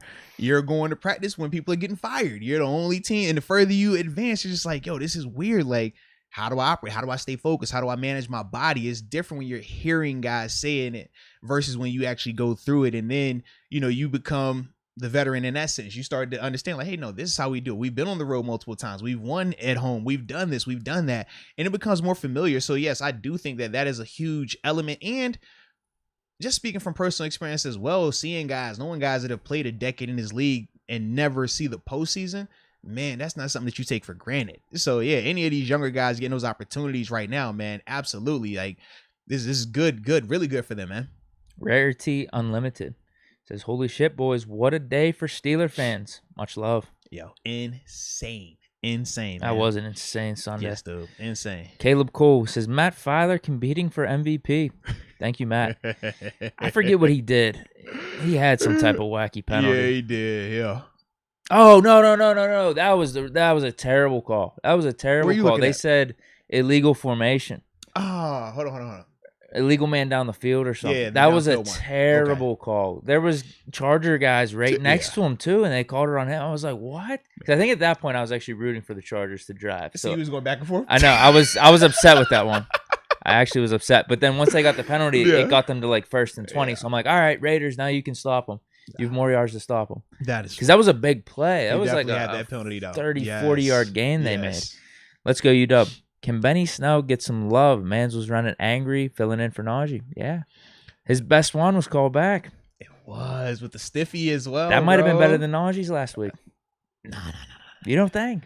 Najee caught the body. That dude ain't never go down. He was still up the whole time when Benny Snell stiff-armed him. Good point. Yeah, he just turned around. That was it. Najee put that man on the ground. He said, touch the earth. I didn't see the other angle of the face mask call. It looked a little ticky-tacky from behind the scenes, but I couldn't see the other side. Face mask. Tic-tac or not. No different. That's what I mean. I couldn't see because there was one play on our side. Spillane, he was making a tackle on a 3rd and short, and his arm was around him like, bro, just don't mess with that face mask. Face mask. Like, they call that thing. It don't matter if you barely graze it. Oh, throw the flag. They missed one, though. They did. Mm-hmm. They missed one it was the Chargers-Raiders game. Yep. I think it was with Derwin James. They completely whiffed on that one. I think I was rooting for the Raiders at that time, so I was upset about that one. I was hoping the Raiders were going to score. Yo, you are funny, bro. But no, Benny Snell, he filled in. Man, I think there is a little bit of a difference between him and Najee still. You could see how the game kept going. We all wanted Najee to get back in there. But no, for certain spurts, Snell gave us something. My thing is he held onto the ball. That's true, too. That's it. That right now, as long as you do that, I'm cool because I'm not expecting you to come in here and give me Najee-level productivity. I'm expecting you to spell him when you need to, protect when you're supposed to protect, but more importantly, keep that ball. And he did. And there were some hard runs. That was, man. James Panzarella, if we beat the Chiefs, we're going all the way, no doubt. Calling it now, though. Ben wins, he retires, he gets to the chip and loses, he comes back. The Deke dilemma. So which one would you prefer? Win a Super Bowl. And leave. Yeah, those aren't guaranteed. If both are in terms of winning a Super Bowl, guaranteed. Yeah, that's not guaranteed. Yeah, that's even if important. it meant no more 7. Yeah, even if he gets Super Bowl MVP and he's balling out, like he looks like the guy, like he didn't turn the clock back.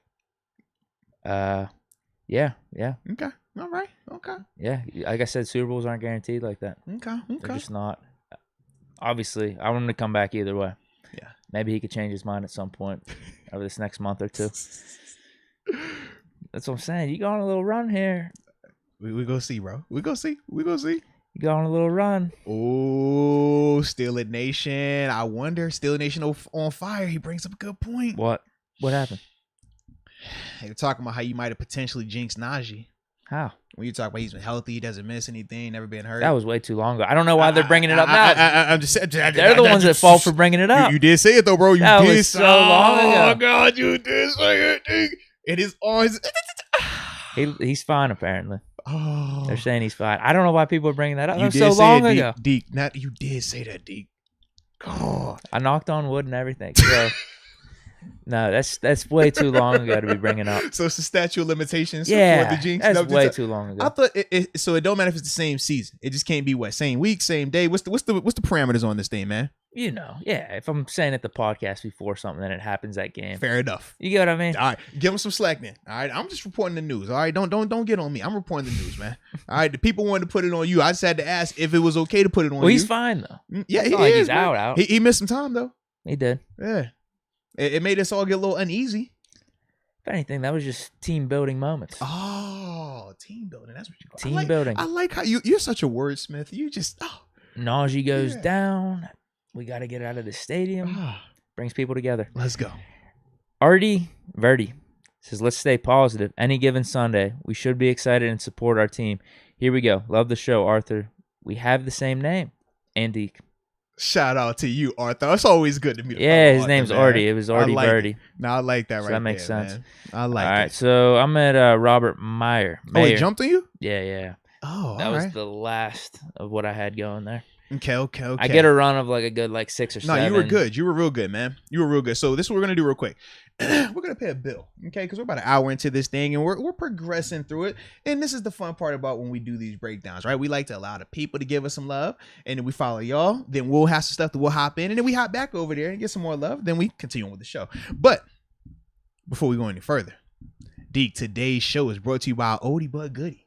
You know, the OG's DraftKings Sportsbook. We talking about, America's top-rated sportsbooking app. Not only are they safe, Deke, but they are secure and they are reliable. Just like you, man, might I add. Thanks, I appreciate it. It's the least we could do. I'm in a good mood since the good guys won this week. But with that being said, for all the first time you and my resulted- picks hit too, so I hope They you guys took the definitely did. advice on our They definitely segment did. there. Yep. This is facts. Steelers Jags parlay. We not messing around. So with that being said, if you use the promo code Moats, for all the first time users out there, if you use the promo code Moats, you'll receive up to $1,000 in deposit bonus money. Like I said, man, it's a great concept. You put your money in, they match it. It's that simple. Can't go wrong with it, all right? And we know we got postseason action, so you definitely don't want to miss out on that. But more importantly, Deke, we know that at times people have a little bit of issue. We know at times, Deke, you might need some legal advice. You might have a gambling problem. Mm-hmm. You might have a little bit of a crisis that you need some counseling through. Referral service, well, you know what I would tell them? What's that? If you have a gambling problem, you just call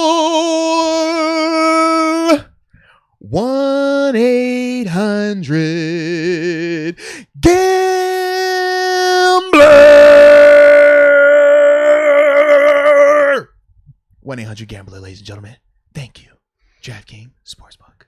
Did you forget the beat? No, I did not forget the rhythm? I did not forget the beat. No, what was going on? I had to save my voice. I tell you, man, I'm still recovering from last week, bro. I still never fully recovered. So yeah, I was over here it's a long day today. A lot of vocals being extended, and we still got another, we still got a whole another half of the show to go to. I was like, I ain't messing with it. I ain't gonna mess with it. Okay, that's fair. I ain't gonna mess with it. Because the other version I gets know. stuck in my head. Actually, I know. I thought about it. I was like, nope, don't do that today, Moses. Don't you do it? Because what was our show? The last show we recorded at night. Was that Thursday? Wednesday night. Wednesday, bro. I was doing I was projecting a little bit too much. By the time we got to the end of it, I was over here like, yo, my voice is hurting. So yes, man. But yo, man, shout out to I see y'all in the chat, man. All Ground 43, yo. I'm with it, man. He said he want to get to 700. We're at 645 right now. Trust me. Hey, I'm with you, baby. We gonna get there. We just rolling through this thing. All right, we gonna roll on through this thing. But with that being said, let's get back to this recap, man. This as we progress it, like I said, progress, however y'all want to pronounce it, through these chats real quick. But we got Nick Y. Nick Y says, "Yo, Claypool was so key, I think he's trying to say, yo, Claypool with some key blocks. The last ride atmosphere is hype. Sunday, let's ride." I like it. All right. No, Claypool, man, his blocking was definitely on point, especially like I said on that Najee run at the end of the game, man. We needed that. Yep. I thought his effort as a whole looked good. He mentally like he was in it. And that's the thing that I liked about him. I guess ever since that Vikings and the social media post afterwards, like he's definitely turned over a new leaf. I'm just glad that he's continuing to show it. Just continue to show it, baby. Yeah, for sure. All right. And we got a new upper room member. Nice. Shout out to Miles Welcome. Harrington. Miles Harrington. Welcome to the upper room. Yes, indeed. Yes, indeed, baby. All right. Oh, I think we might be Robert Mayer. We got a chance. We ain't there just yet. We got a chance, Okay. though. We getting close. All right. The Matthew 415 says, "I think you guys getting too cocky for wild card." No. It ain't It's cocky. confidence. We a playoff team. It's All right? confidence. Y'all can't tell us nothing. Y'all, you know what I'm saying? We in the playoffs. I don't know what you talking about. Huh? I don't know what you talking about. We in the playoffs. All right? Not the Chargers. Huh? The Chargers ain't in the playoffs. We in the playoffs. That's all I'm saying, man. Us. As I We mentioned did it. earlier, Both our teams. humble yet Mhm. confident. Yeah. Heck yeah. That's all. Yeah, won the division too. We ready. We I'm want not all going to the be smoke. smoking any packs beforehand. Yeah. We ain't Nothing smoking like on that Patriots pack. We good. We chilling right now, bro. We vibing. Nope. We're going Yeah. into this one focused, locked Mhm. in, confident in our abilities. Yep. Take care of the house. All right. Protect the house. Let's go, man. What do we got next? I don't know. Robert Mayer? No, we on. You know, I was thinking about being cocky for wild card weekend. I was like, man, we hosting, and then yeah, so we good, bro. Oh, man. Come on, dude. We on that Patriots back. bro? Steelers are on. Oh, is that what you were trying to say there? we ain't on the Patriots? I just completely whiffed on your joke. You ain't no. No, I was thinking, Oh. yeah, we might play the Patriots next Yeah, round. That's you what know I was thinking. Yeah. The Steelers might play the Patriots. But now I Gotta see protect this house.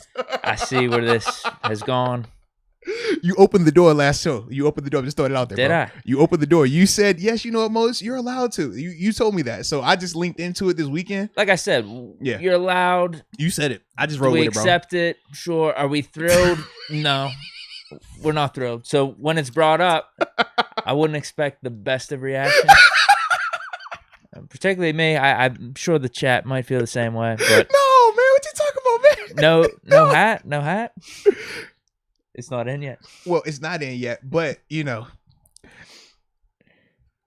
Oh man, New York. He's got red. He's got red sweatpants. Oh! I was talking about, baby. It's just the king of New York, baby. You know, it's only one king of New York. That's what they say. It's only one king of New York. That's it. You know, just the king, baby. That's it. Hey. Woo! All right.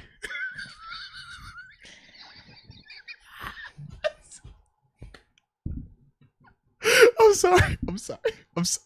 What happened in that game too? Was it close? It was close. Early on, but they ended up covering though. We ended up winning by 17, bro. It's crazy. Okay. Yeah, it was. Oh, they really smoked in the fourth then. Yeah, it was the weather though again, bro. The wind kills up there. So yeah, they had like a couple plays early on. Then after that, man, they went through a little lull where they couldn't throw the ball because of the wind. Kind of got a little weird. But then after that, everything went back in order. Patriots sucked. Yeah, bro. Miami gets that dub, right? The game that I was nervous when we were talking about making our picks, and they went out there and balled out and got the victory, and then you fire Flores the next day. I'm like, bro, what Yeah, are that you was stupid. doing? I don't know why they fired him. I don't get that at all, man. Well, we mentioned too. It Yeah. might have something to do with philosophies Yes. on who wants Deshaun Watson, who wants to? Right. Yeah. between him and the GM. So maybe that's why they get rid of him. I Yeah. think he should get hired pretty much immediately. I do as well. I'm trying to think right now on the coaching free agent Bears, market. Who do you feel? I don't know. I'm trying to think off the top of my head, guy, because we know Bieniemy is available. We know Brian Dable is going to be available. Doug Peterson. He'd probably him and Flores are probably my top two. I know they said Leftwich going to get some opportunities as well. Yeah, he'd be good. And it was another guy. He's already in Jacksonville. That's who they said we're going to interview. The DC that was down there. Some rando, right? Yeah. I just saw his name, so I'm drawing a blank on it. But yeah, they say they're gonna give him an opportunity to interview for the job. You might want to pick up someone from this McVay tree. LaFleur, Taylor. Yeah. they Seriously, all right, man. I know people were ripping on that, but they're kind of making some plays and making some different. I mean, Carmichael said Key Butler gonna be available. No, man, no, don't do that, man. Canada gonna be available. As a head coach, man, head coaches. They said he was available, man. Don't y'all do that just yet. We got time. All right, we in the playoffs. We're in the playoffs.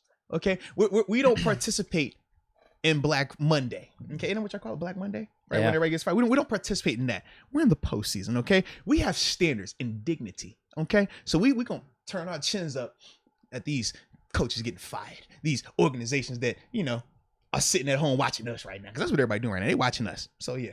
Yeah. All right, Osito Fritas. Shout out to Osito Fritas. He says, "Viva los Steelers, Acero." Let's see. Aceros from Tijuana, Mexico. All right, I like it, man, and it's how fitting too, bro. Because what was we up here doing? Well, I guess not me. Before we started the show, we was getting it in. It was salsa. Y'all should have seen Deke, bro. Deke was out here like, it was nuts, bro. Yeah. So, Viva Mexico. I like it. Steeler Nation worldwide. Oh, bro, man, I thought you was reading off of. I was like, yo, you caught up? No, just saying. No, but Steeler Nation is worldwide. I'm with you. Shout out to fans all around, man.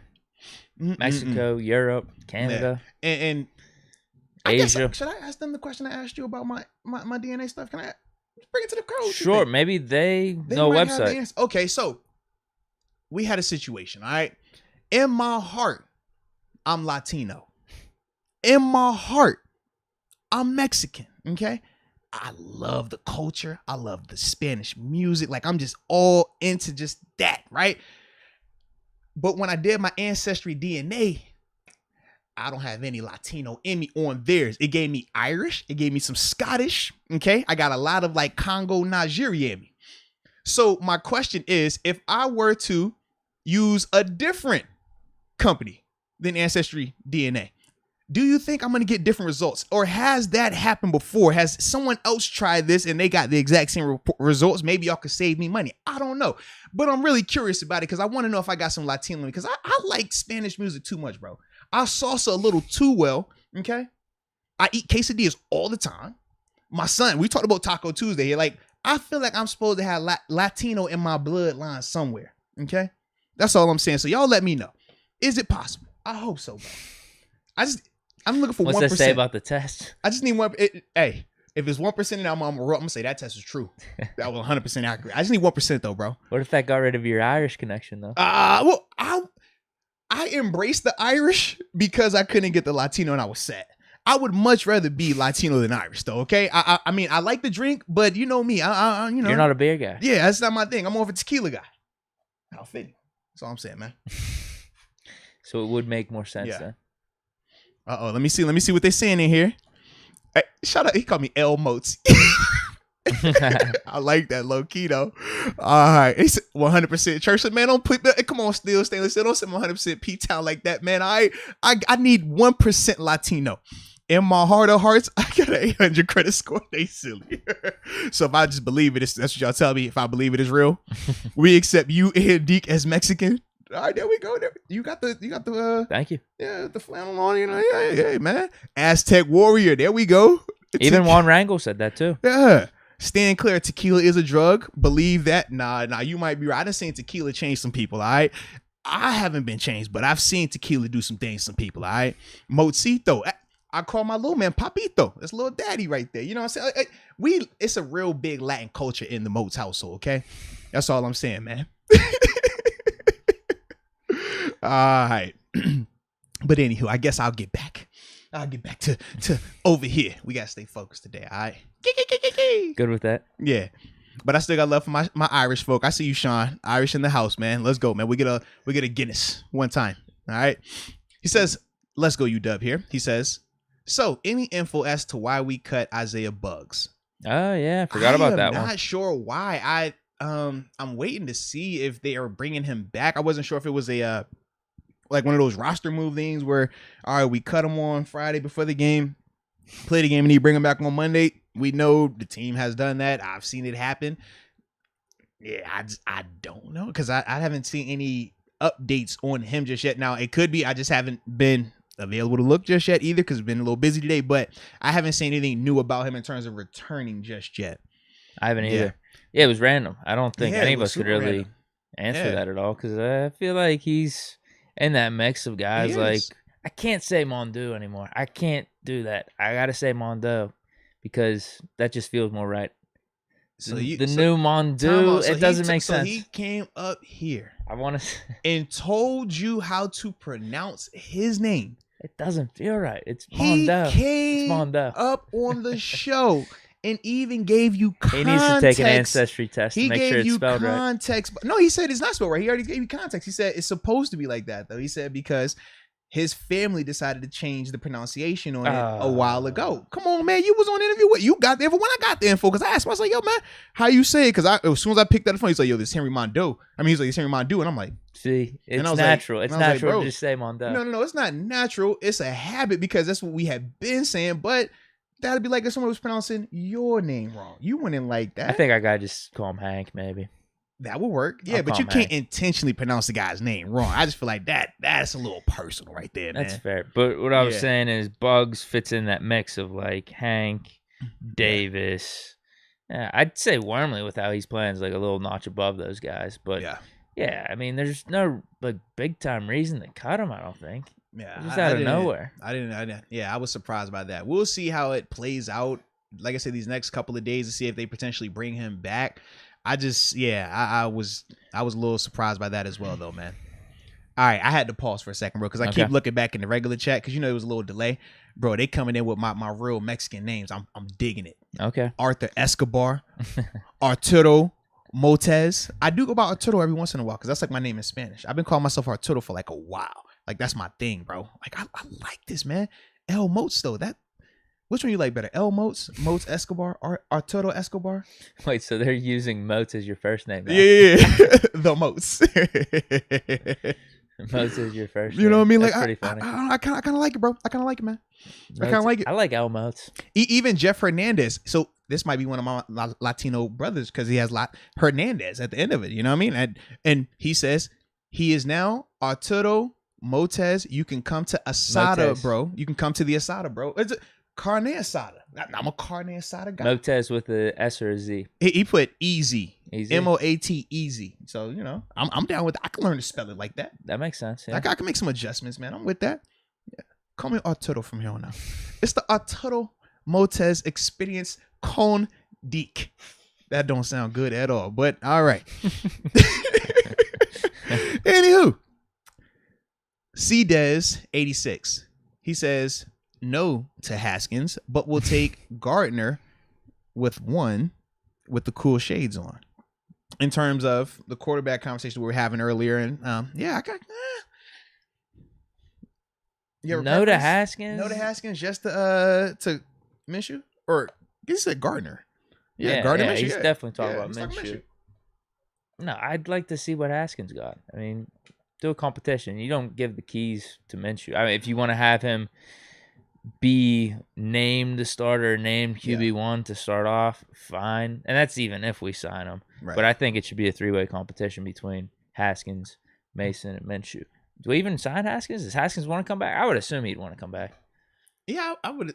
I'm probably under the same assumption as you because I do think that it was communicated to him in some type of capacity that, hey, you know what this year is going to be, but more so you're auditioning to get opportunity to stay for next year, like to really compete. That's kind of how I look at it. Yeah. There's been nothing outside of that report. It's kind of a BS report, right? Where they... Who was it? Phone. Was it the D? He said something about he's got his phone out and warm-ups, and what did I do? I came up here and I told you firsthand. I always have my phone in warm-ups until you go out there and you get the pads. And she was referring to the time 3 hours before kickoff when you're here with your shirt and your shorts, and you got your phone on you. Yeah, but I also said, man, are you 100% certain that he was texting or was he switching through music? Do you know? No one knows. That's my other part. But I understand at that time that was what was, people was trying to go with. Yeah, it was some BS, man. Yeah, I'm glad you said it. I can't say those things. Yeah, it was. There's no reason for that because he's He's been really good this whole season in terms of not getting in trouble. I mean, he's been active probably most of the games. Yeah, because like I said, it just came off as like negative. And it was like, man, he hasn't done anything negative. Why even put that out there? Yeah. For sure. That was the one game he was dressed. Yeah, because they already said Mason was going to get the start. So it was like, what are we talking about here? All right. Elijah West, though. Elijah West says Carson Strong to Pittsburgh. Now, that's the dude you had brought up as well, right? A sleeper pick. Yeah, maybe. You brought him up as well, man. He might start jumping off draft boards, but seems like he's got a good frame, got a good arm and everything from just some of the highlights I've seen. Mm-hmm. Like a Pittsburgh-style quarterback, I guess you could say. Yeah. We'll see. We shall see. All right. Ooh, Don 1, you are spicy with that take. All right. Mike A showing a little love. You just check the chat. You see. Is that what I was saying? At the bottom. Yep. Is it the most recent one? Yeah, over King Tony. All right, Damon Brown. Damon Brown says, by some miracle, if we win the Super Bowl, you talk about a storybook ending for Ben and Deke. I don't think we talk about the 05 team if we win. Yeah, if we win, yeah. Wait, why don't we talk about the 05 team? Because this is definitely more masterful than that. Because what you brought up earlier about the expectations for that 05 team and it feeling like it was more of a letdown and then they got hot. Whereas with this team, I mean, you might even say we overachieved to get to this part compared to like some of the things we dealt with during the season. So yeah, man, maybe that's why. Yeah. Said Ben and Deke, man, they just had that storybook in it, man. Off into the sunset. We can't discount that 05 run though. I can see y'all now. It's the sun. He's on the horse. You're walking next to the horse holding his hand. He's like, yo, this old Cowboys got a little left in him. And y'all just walk off together. You're like, just not. I can see it, bro. It'll be perfect. Yeah. Cowboy music playing in the background. No, I think he's got to run it back. I think he got to go for back-to-back then. Oh, okay. Back-to-back like Drizzy said. All right. I mean, his favorite player growing up was Elway. That's why he wore 7. Elway went back-to-back, yeah. That's what I mean. Yeah. Hey, man. He going to get his chance. Because you can't get a chance to go back-to-back if you don't make the playoffs this year. So that's the first prerequisite has been completed. Let's go to the next mission, man. Let's do it. All right. But we got Mike A. He says, great week. I had a birthday. Happy birthday. He says, J5 Founders Day. Oh, okay. Are you familiar with the J5 Founders? I'm not.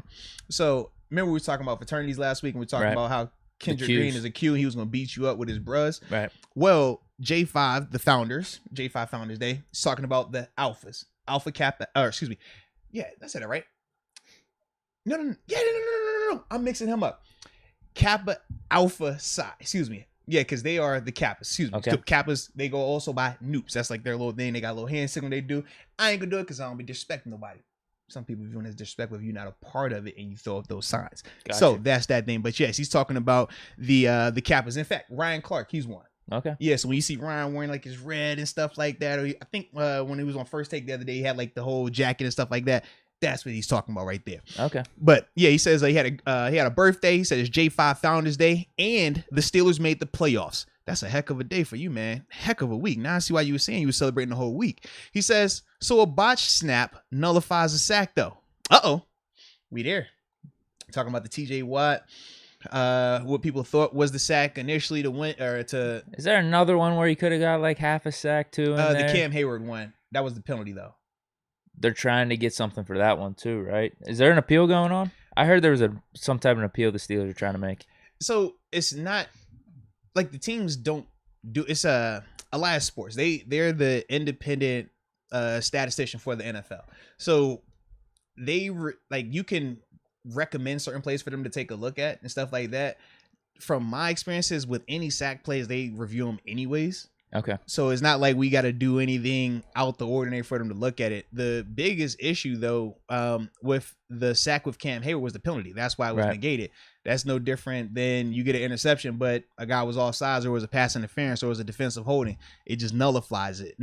So that was why that sack didn't count. Now the one that everybody's trying to make a case for is the fumble snap at the beginning. Now in Pittsburgh, I understand why, and I understand we're going to make that case that it was a pass play. Not as a Pittsburgh person, though. I understand why it's called an aborted play from personal experiences.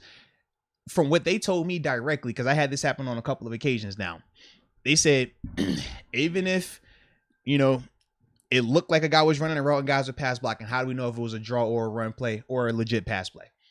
Because of when the snap is fumbled, you just don't know. And I was like, well, I see this guy running a route. I see this O-lineman pass set and all these other things that show it's a clear pass play. The quarterback, even once he picked the ball, he tries to run and get out of it. But that was what they said. And it's happened on multiple occasions. They're like, well, it could be a draw. It could be, instead of a play action, it could be a legit run play. We don't know because everything was thrown off with the fumble snap. And that's why they call it as an aborted play. So if that is still the case, I don't anticipate anything changing for TJ in regards to the record. Now, hopefully, Elias has changed their stance on that. And I really hope they do because I'm ready to call them up too. Like, yo, bruh, y'all owe me. All right. But that was what they had said on multiple occasions. And not just to me. I remember James Harrison. He had these same conversations. Cam Hayward, too. We've all went through that. And that is definitely what they say. And that's why they call it as an aborted play. Because they don't want to deal with the gray area of, well, y'all said it was a pass on this play and it was really a draw. Y'all said it was a run on this play and it was really a pass. That was what they explained it. So, yeah. Man. Yeah. But that's what they say. I see what you're saying, bro. just because there is a gray area. It is. But in this particular play, the gray area's got to be like a 0.1% chance that was going to be a run because they were definitely going to pass. They went 5 but this is wide. my question to you. What's the difference between a 5-wide pass and a 5-wide draw? And we know Baltimore runs a QB draw out the gun. Do they? They do that commonly? It don't matter how common it is, but it is. They run a QB draw. 2nd and 8, dude, this was looking like a pass to me. But it goes to what you're saying. There's a gray area. I and get so it. Funny thing is this, right? You would assume that 3rd and 8 is a pass play always, right? You know what the New York Giants ran yesterday? A quarterback sneak on 3rd and 8.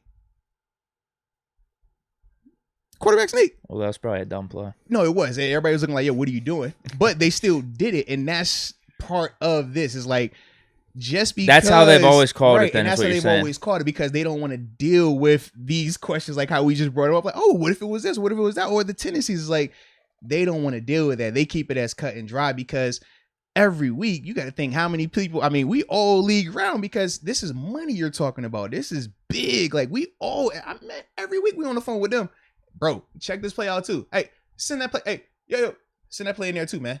Like, you want to send along, and that's why for them, they're like, nope, these are our rules. This is how we stick by it. And they don't really, sway off of that because of that. Now, like I said, they could have changed. I've been retired for a couple of years now. I hope that is the case. But from my personal experience, that was why. And that's what they've always said. Man. Yeah, bro.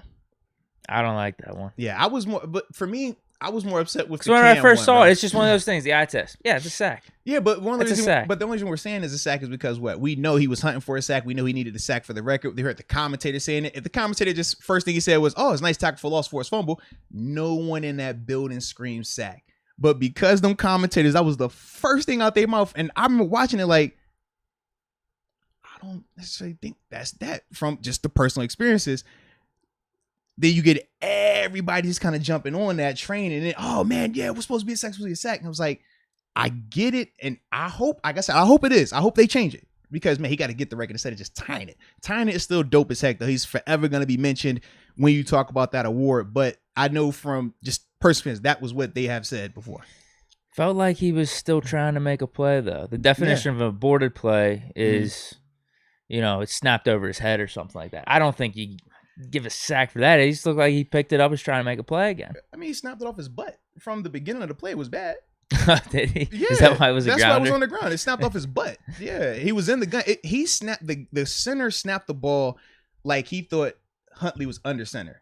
And Huntley was in the gun. So that's why it looked the way it looked. But once again, when you watch the play, what happens? Huntley's scrambling down there to pick up the ball. And then by the time he gets it up, it turns around. What happened? TJ punches it out. So how can you definitively say without a shadow of a doubt that it was going to be a pass play?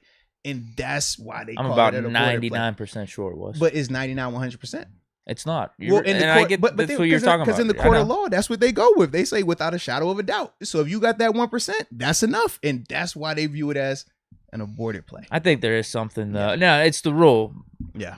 How do you change the rule? I don't know, but it goes back to some of those catch rules in the past. The Yeah. Jesse James catch. It's just No, like, seriously, man. if you're out of a bar drinking, is this a catch? Yeah. Yeah, it's a catch. That felt like a sack to me. I'm It's with not, you, bro. You know what I I'm mean? with If it was Pouncey snapping the ball over Ben's head or something, why'd I have to do that? Why'd I have to take a shot at Pouncey? I was gonna say, dang. There's dog, no reason for what that. Pouncey done That's the to most you? recent one in my memory. Pouncey, I I'm could sorry. say I could say Kendrick Green snapped it over Mason's head. I don't know. There we go. Kendrick, you thought you was getting out. Deke ready. I'm just saying, if the ball snapped over the dude's head and he has to go get it and like kind of dive on it, like no, that's not a sack. This one, just by eye test, still felt like a sack.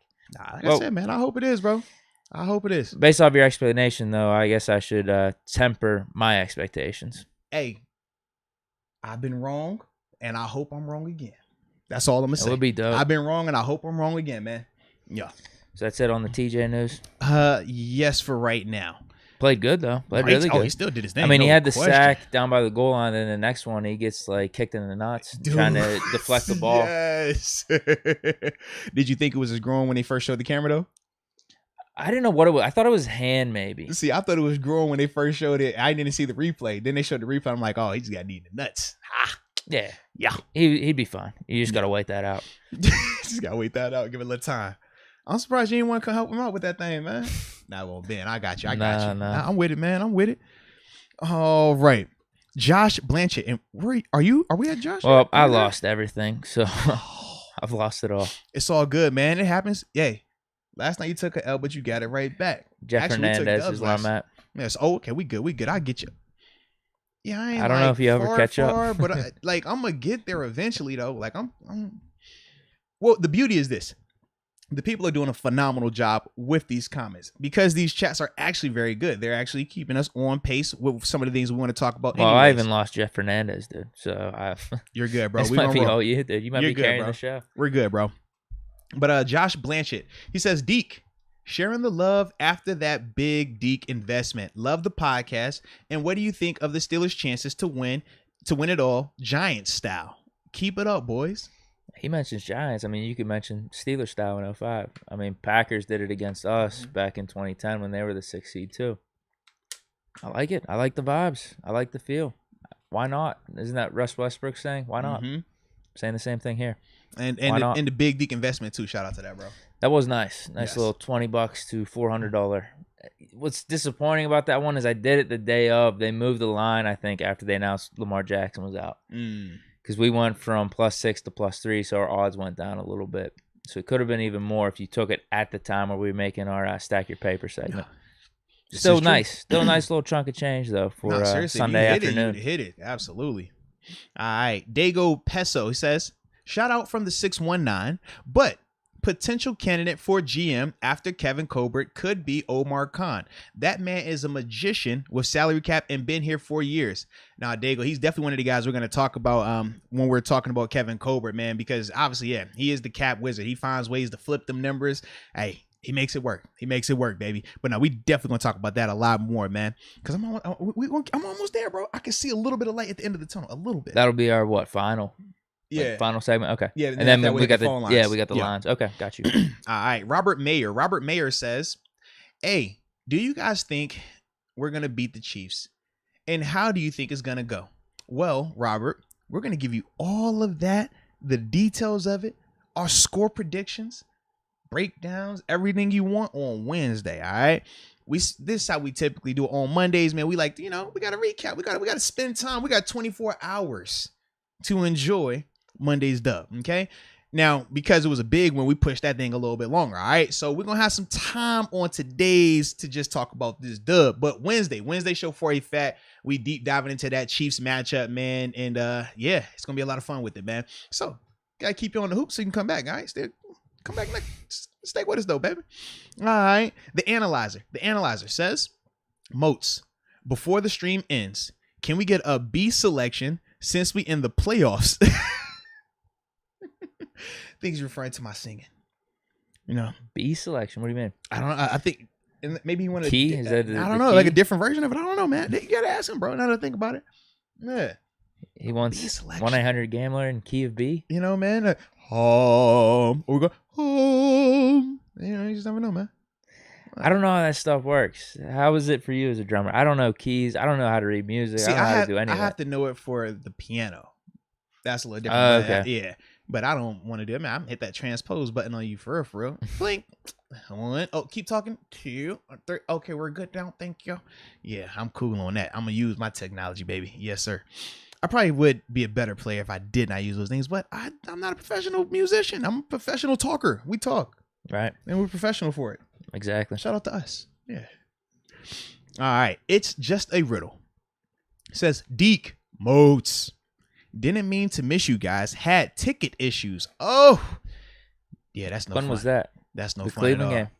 I don't know. He said, didn't mean to miss you guys. Had ticket issues. We will be back soon. Side note, smashing the doubters.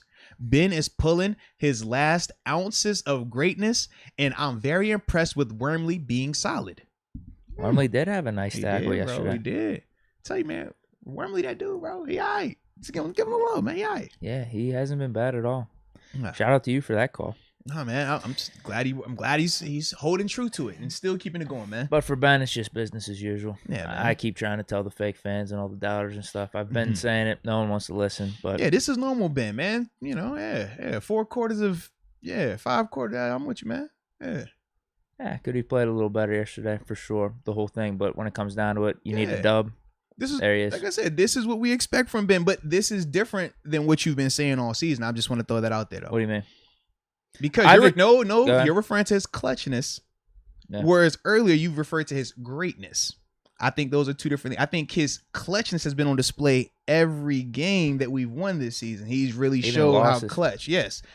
The greatness part, I have not seen that this season, because the greatness part is like, more than just 2 or 3 series. It's like, I need multiple quarters of it. He has not done that consistently this season. But the clutch part, I'm with you on clutch. 1,000% with you on clutch, because, man, you watch it. Dude, he had 2 game-winning drives essentially yesterday, if you're being real about it. Yep. The one before the end of the game and then the one in overtime. I mean, like, he shows that consistently this season. But as we talked about earlier in the game, it's like, you see some of the stuff and you're like, man, why does that happen at this portion? Why is that in the first half is looking like this, but then late in the games looks like this? Might be because we stopped listening to Canada. Just let Ben run the offense. All right, whatever it is, we're going to need That's it what this needs week, to baby. be happening. Whatever it is, just keep it this week. But I will say this. I got 2 things in terms of your greatness comment. Yeah. One, I did expect Ben to play better this year than what he has. I do also think, though, the greatness that we're talking about has been stifled by some of the team around him. Fair enough. This season. That's fair enough. I will continue to say that, because I really do think if we had a better line, I don't want to say if Juju being hurt or not. No, I mean, we've had some drops at receiver too. Those are all variables that definitely have had a negative impact on his play. The without offense, a doubt. 100%. Yes, without a doubt. And I think all of that still holds true. I think they all have some type of impact on his play. I just don't like when, we bring up these things and people will run with that and then try to just remove all negativity about Ben's play this season. And his pick yesterday was a bad decision. Like he's had bad moments this year. Yeah. There's no doubt. But the clutch part consistently has shown up this season, and that's the part where I'm like, that has separated him. Yes, that's a great way to put it. Knows how to win games. Because that's who you want on your sideline. Watch the Ravens in that fourth quarter. Even though they had some success, they never looked like they had confidence. You look at us. We had the confidence. You look at Ben in those moments, he had the confidence. The team around him believed that he could get it done. I don't feel like they all believed that Huntley could get that thing done. I feel like at times it looked a little iffy, it looked a little janky. But that goes back to that clutch part, or that part where we're talking about the just understanding how to perform under pressure, because that's when the game is at its heightened. That's when those moments are magnified. The pressure is amplified. How do you stay calm? How do you in the words of AB, keep that heart rate at like a Navy SEAL level? Where it ain't really beeping like that. It's just even kill. That's what he said in the interview too. I made it through half of it. I was researching. Did you watch the whole thing? He caught me researching, bro. If you catch me while I'm researching, bro, I will watch anything the whole way through. I've been caught watching women's figure skating the whole way through. I've been watching Day going, what's it, the curling? I've been like, hey, you all right? No, I'm not all right. I'm curling right now, okay? You can't catch me on researching. So, yes, they sent it to me while I was researching. I watched the whole thing. I was locked in. I hated it that I did it, but it was in the moment, okay? I don't know why that happens to me, bro. I really don't. It just happens. Since we're talking, AB, this actually ties into what I was saying, too. Yeah. wise words from the man by the name of AB. Says it takes a team. So it kind of goes back to what I was saying there in terms of the team stifling. I think some of what could have been doing more of this season. Yeah, particularly the offensive line. I mean, I agree that's with the you main though, thing for sure. Some of the drops didn't help either. No, Deontay, man, what the hell, bro? I don't get it. Still makes good catches. Like he made the one. He had a really nice route on the outside, and then busted it up for like 11 or 12 yards. I don't. At least he caught that. Like 1 minute he's ready to take that step and be elite, and then the other you're just like, yeah, I don't want to keep talking about him from the standpoint. Oh, at least he bounced back after the drop. At least he showed that mental toughness. Nah, just put it all together. That was cool a couple weeks ago. That was cool a year ago. I'm like, bro, I want to be past that. I don't want to say, oh, you did it with a couple of drops. Like, no. Let's get past a couple of drops part. All right, please, because you are too good of a player to be having this. He's way too good of a player for us to continue to have to talk about this as well, man. Like, yeah, we wouldn't have had to have that 4th and 8 if he catched it. That would have been 4th and 1 or a first down because he was seriously, right there. Man. Seriously. All right. Was that no, where am I at? I mean CDez 86. He says, had to work on my B-day, delivering packages for the other guys. Ooh, the ops. Don't want to do that, man. But the Steelers win made my day. He's like 2-0. But the Steelers win made the day 2-0 on my B-day in big games. Oh, okay. So anytime they're having a game on his birthday, they're 2-0. Or does it have to just be big games on his birthday? I'm not sure. He really never clarified. But either way, I like the fact that we undefeated on your birthday. Can we bottle your birthday up and have it again on next week? I'm down to celebrate it Sunday night. I'm cool with that. All right. Yeah. All right. We already had Jeff Hernandez, my Latino partner. Hey. All right. We got Richard Arbizo. Richard Arbizo says, "Happy Victory Monday." Yes, indeed. If y'all know any Charger/Colt fans, let them bums know I said what's up. Edit. Pitt not the palace over Coach T. Whole lot of money, so much better than that song. IG live celebration to get the vibes right for the next year. # here we go. Yeah, I like Whole Lot of Money better. It's more catchy, bro. It's actually good. It is catchy. It is catchy, the remix, he's got Rick Ross on it. Because I listened to Pitt, Not the Palace. My buddy sent it to me. I'm like, all right, I'll check it out. And I was like, yeah, this ain't that good. Let me check out Whole Lot of Money. I was like, yeah, this one actually vibes a little Whole Lot of Money, low key a vibe, bro. It is. I think every one of his other songs are terrible though. That's a strong Whole Lot of Money's possibility. Everyone, whatever. I'm still trying. Whatever happened to the chick? Remember the chick that he started like? That was like their. He was like the little singing chick. She was Latino, I think, as well. I don't remember.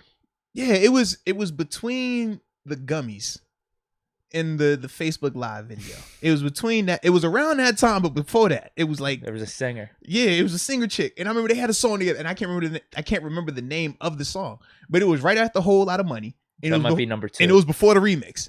But it was a chick I remember, and I was like, "Yo, who is this chick?" I was like, "All right, maybe this is the new chick." All right, cool. And it just Oh, was the song good or no? I don't remember a song like that either. Okay.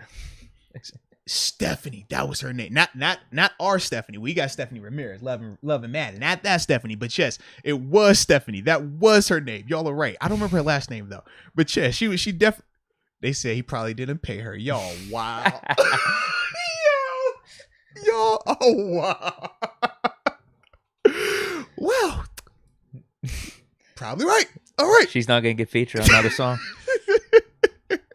Well, typically when he doesn't pay, that's when we get a new bombshell story. So maybe he did pay this, and we ain't got no story off of it. And hopefully everything stays quiet.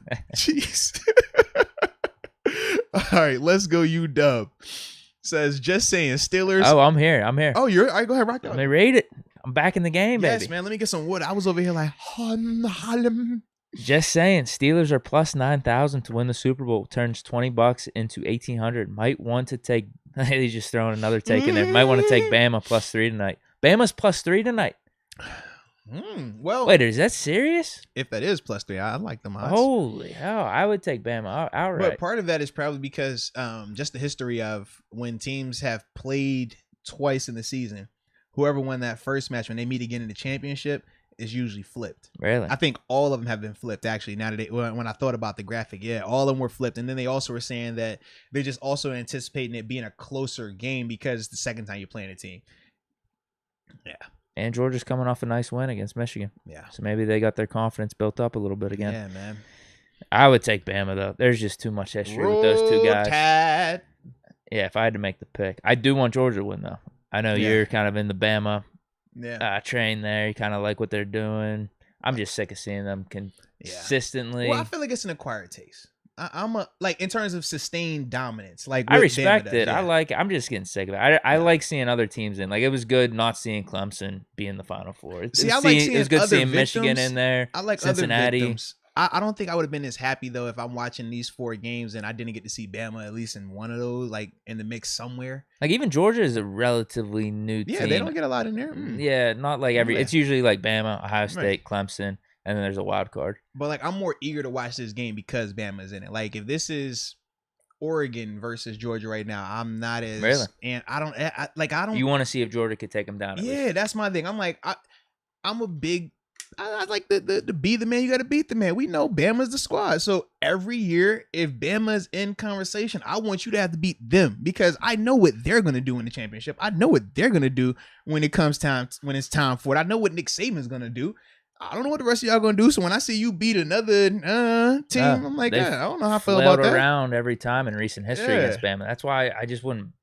I wouldn't bet against Bama in this one. I just wouldn't. Man. +3. That's weird. Yeah. Roughhouse Boxing TV. A-Phi. A-Phi. Is it Alpha Phi Alpha? Is that what you're saying? That is, yeah. In the upper room. Yeah. 0 is like 506. Hashtag ice cold. Some more fraternity talk, bro. It's got to be. Yeah. Alphas. Alphas are another group. So who's an alpha? Oh man, I know a couple alphas. I'm trying to think, it's a couple famous ones too. I'm drawing a blank right now because Shaq and Jordan were Q. They're Qs. Oh my god, I know some alphas too. I cannot think of off the top of my head right now. But that's like another like big like when you talk like your OG fraternities and stuff like that. Yeah, it's one of them, man. Herman Mercado live from the 650 Bay Area. Man, let's get it. The team just doesn't give up and are finding ways to win. Collinsworth, Aditi, and Orlovsky are punching the air right now. I like that. Hey, yo, wait, y'all got all my peoples up there, man. Collinsworth was praying for the tie yesterday. Dang, why y'all coming at my folk like that? Lord. Dan, not Dan. Dan in the crosshairs, too? What Is Dan he ripping on the Steelers? I don't know what Dan say. I don't know either. Yeah, I don't know what Dan said. I like Dan. Aditi's a staple, though. Aditi just unbiased. She gonna give you the unbiased. We know that. All right. Jeez, y'all be Collinsworth though for sure really wanted to tie. A hater. All right, Collinsworth is a hater. I like Collinsworth though, but yesterday. Oh, so you gonna like Collinsworth, but y'all put me in the box with Aditi and Dan. That's crazy. We didn't say much. That's crazy. Nah, I'm playing. I'm messing with you, bro. Nah, but those are my people. I like them, man. They good people. They good people. No, he was though. He was like, just man, they should tie. They should really tie this one. He's got to be in conversation. I mean, I kind of get it and stuff, but it looked like he was rooting for it a little bit too much yesterday.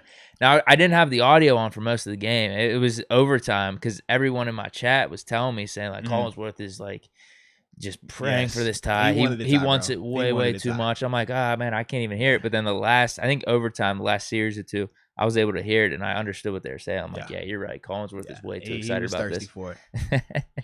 All right. Next we have you got it. Odd Flow, 4th and 8.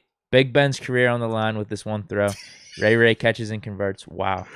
Hashtag here we go. Isn't that though like such a reflection of Ben in his career here though? I feel like he will hit whoever. He makes whoever into like good receivers, bro. I mean, I know for me, I think of like your Sammy Coates, your Coates had a little man. run. What was another dude? Oh man, Kobe Hamilton has some Jericho success under him. Probably like had his best season. Like I think of he like had 10 touchdowns. Just been to take like, and it's not like these guys are still obviously because they're NFL players. They're still good players. Don't get it twisted, but like they're not like that level good. And Ben, I mean, he just finds a way with whoever. Eli Rogers, Eli Rogers, like. Or even Ryan Switzer for crying out loud. Like in the sense of guys will come here and like legit look way different with 7, man. Especially when he was in his prime. So yeah, man, I feel like the man is very fitting. He said Marcus Wheaton as well. Yeah. That's a good one. Yeah, because he had like 600-700 yards back-to-back seasons with us. Yeah. No, the best example, even though he did a little bit of something somewhere else, was Santonio Holmes. Though. Hold on, say it again. Santonio Holmes. Iconic here for the Steelers. Then we trade him to the Jets, and career kind of like flailed around after that. Yeah. That one was disappointing, man, because we traded him. We traded him the season before we went to that Super Bowl against the Packers. Like, we could have used him. Yeah. That's the one that was really disappointing. Yeah. For me, at least. I mean, that one and getting rid of Martavis. Yeah, they said Martavis as well in there as well. I just feel like with Tay, he had a ton more like that was talent. himself. Yeah. Like, that's the reason why I ain't throw him in there. Yeah. Shoot the rock. Mm-hmm. If the defense keeps forcing turnovers, we can go deep in the playoffs. 7 in the offense, keep coming up clutch. Pops and I smoking that Chargers pack. Yeah, Let's go. Saying in the chat yesterday, his dad was a Raiders fan, so obviously he was just on pins and needles yesterday with the Chargers comeback. It's nuts, bro. Probably going crazy. Shout out. Luke Walker. Is it realistic for the two guys in-house to potentially be co-GMs? AB's moment of silence for himself was the best. I didn't like that one. I thought it was stupid. That's AB though, bro. I was like, come on, bro. AB was just... No one else in the room like understood what he was doing. Bro, like, I know. Wait, are you being actually serious right now? As AB? He's like, y'all know y'all brought me up here? Y'all know what I'm here for? I'm here. I know what I'm finna see. I know why I'm up here. I'm like, oh, Lord, AB. Stop, AB. Don't do it, AB. Don't do it, AB. Don't do it. Stop. Take the mic. Cut the audio. Cut the audio. They couldn't help him. Yep. Do you want to talk about that next segment after we get through these super chats? Yeah, we will, yeah. The co-GM talk? Definitely. All right. 2 more chats, it looks like. Yeah, I think it's and it will be good. Yeah. Cam Letson. Yo, what's up, boys? How we doing today? LFG Steelers. Was going to go to the game, but ended up getting COVID. Love the show, by the way. Yeah, Hope you're healthy. That Rona been hitting them folk. G. Alexander. Wagwan Moats. Yo, I hear you, Deke. Say it again one time. Nah, I ain't doing it again. Oh, I'm about to say, yo, you killed it, though. I'm say, why are my Utes? I promise you they were playing for the tie. Oh, conspiracy. Benny Snell giveth and he taketh away. He blocked no one on that sack. Go Steelers. Yeah. There's a little bit of a confusion with him and the guard. Yeah, and the center. Yeah, sorry, Ben. Yeah. Definitely was a little bit of confusion, though. He thinks they were playing for the tie. Maybe within the last 2 or 3 minutes. I don't think the whole game. I don't think there's any way. Yeah, There was too many contested catches. And like, they was doing a little bit too much. There's no way. They were playing really hard, both teams, I thought. Like, even the one that Mike Williams caught at the end of regulation, the Raiders had 2 dudes there really trying to contest it. That was a hell of a catch by him. Obviously, a hell of a throw by Herbert. I just didn't feel like they were playing for the tie. Outside of maybe those last 2 minutes when the Raiders just started running it, you see the clock rolling, but then the Chargers take that weird timeout. Josh Jacobs leaks through for like 15, 20 yards, and they get in the field goal range. It worked out. I mean, I'm telling you, dude. Somehow. At that point, it was 30-something seconds left.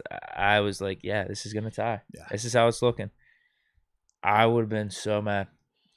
When it went to overtime, I just thought like, oh, okay. This is spicy. A little too spicy for my liking.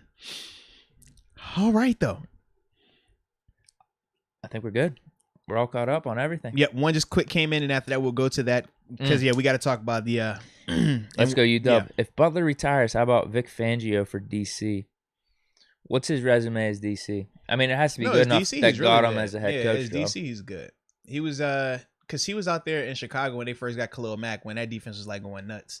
And then I remember when... okay. Whoever took, I forgot who took, when Nagy took over afterwards, I forgot who the DC was. It wasn't Wade. Who was the DC that went out there? In Chicago? Yeah. No clue. Because whoever it was after Vic, they were saying like, hey, man, we don't need to touch too much of this. Like, it's already in place. But then obviously, things shifted a little bit, but. Right. Yeah. Okay. Is he saying he wants Butler gone? Butler retires. He said if Butler retires. Yeah, if he retires. You think he's going to retire? He's still, I don't want to say young, but relatively. Yeah, he's in his 60s. Is he 60s? Is he 60s? He might be. Yeah. 50s, but I just feel like for head coaching years or just coaching years, like he probably still has at least 5, 6, 7 years left before that's more serious conversation. Unless he just wants to hang it up. We haven't gotten any of that talk yet. Yeah, because I was like, it don't seem like it's old, but I guess. I mean, Bob Saget, he just paid. He was at 65. Yeah, that's sad. Yeah, that was what. Yeah, that was this. Was that yesterday? Day before yesterday? Yeah, it was yesterday. That's sad. Yeah, that is sad, man. We'll give him a moment of silence. I think so. Yes, I agree with that. Moment of silence for Bob Saget, man. Absolutely. Rest in peace, man.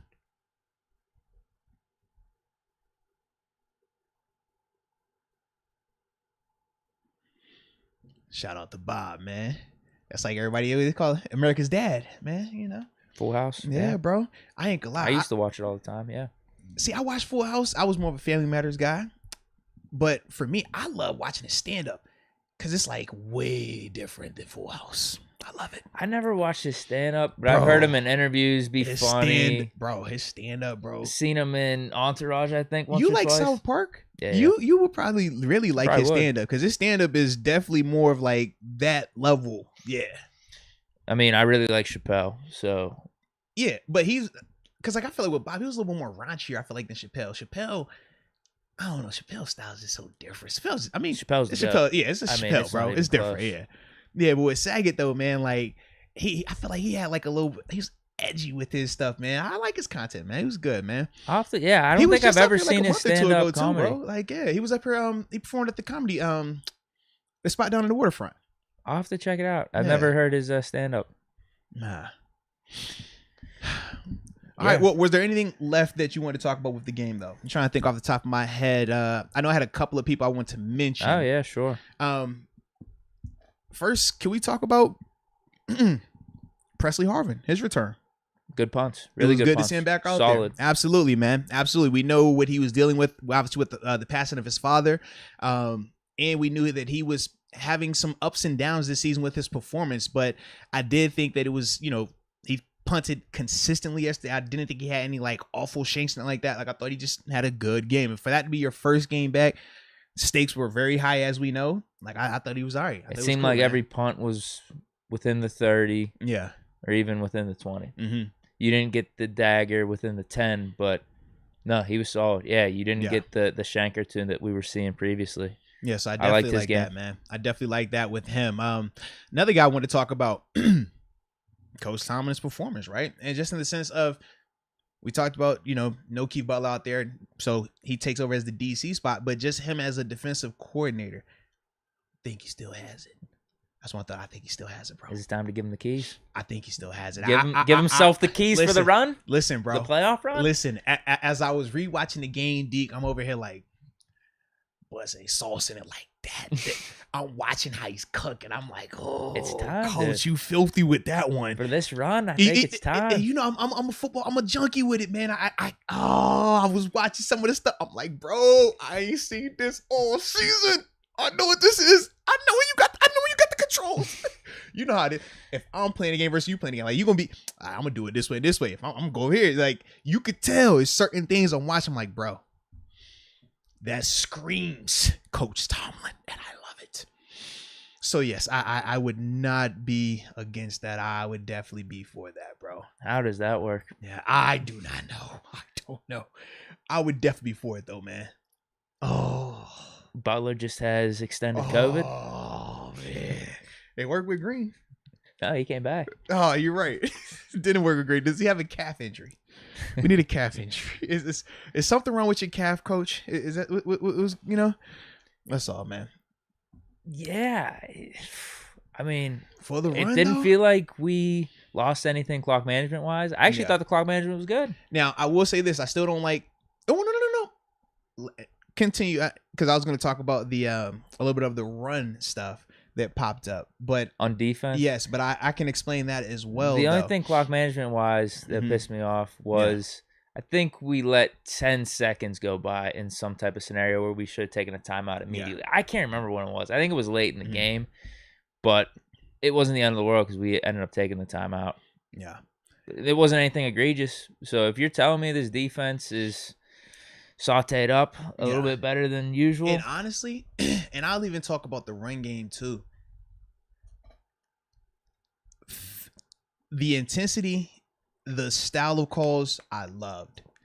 The number is ballooned, but I can legit point to two runs. Right. It's 2 runs that legit ballooned it. We know the big touchdown run, the 40, 50 yard, and then Latavius had another one. I think it was like a series or 2 after that. I think he had 3 runs that probably totaled 100 yards. But what happened on all 3 of those runs, bro?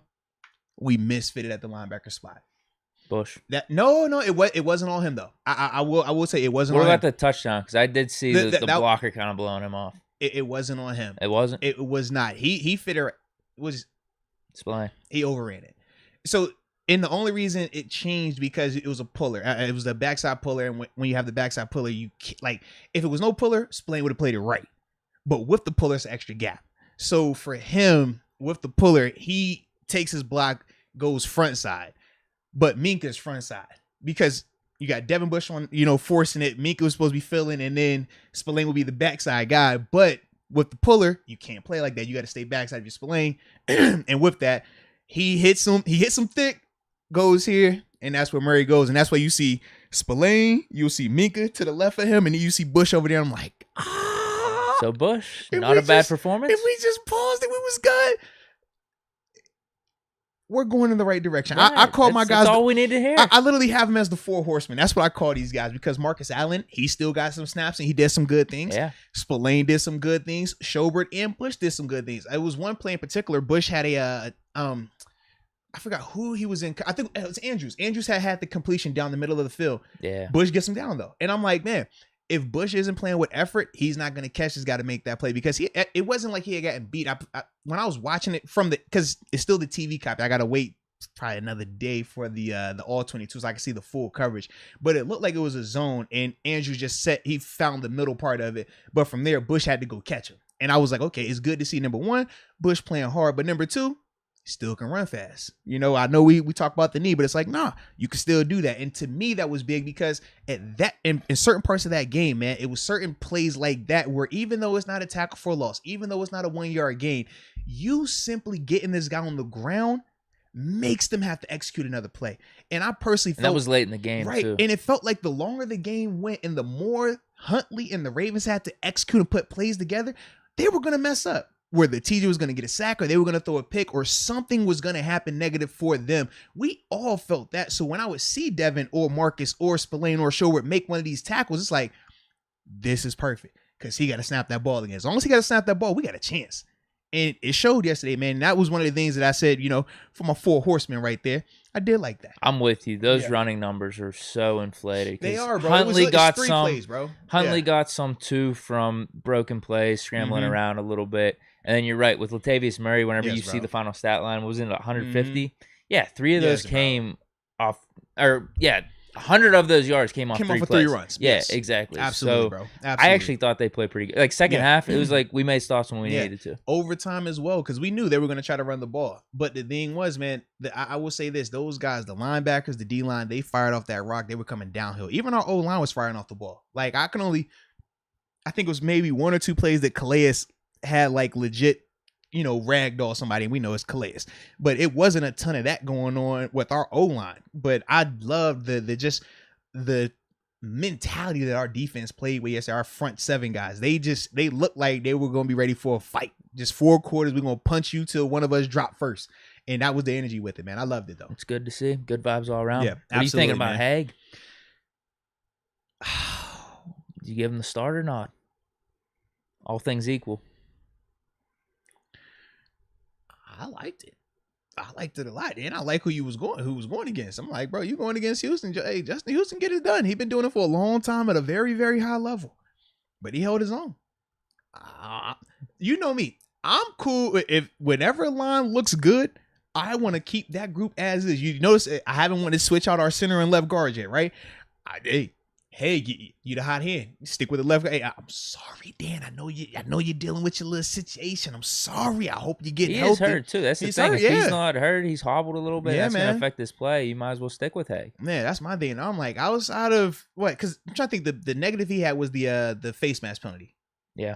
Other than that, it was nothing like crazy egregious from him. I still liked his effort. We never had to talk about his effort though. He's never been one of those guys. He's always been solid. Mr. Versatile too. Yeah, he's always stepping been in solid. at any point in any game and kind of making things work a little bit. It doesn't have to be perfect or anything, but I've liked him this year. I want him back actually, just as a depth guy. Me too, man. Because he's shown a good amount this season, man. Absolutely, he has.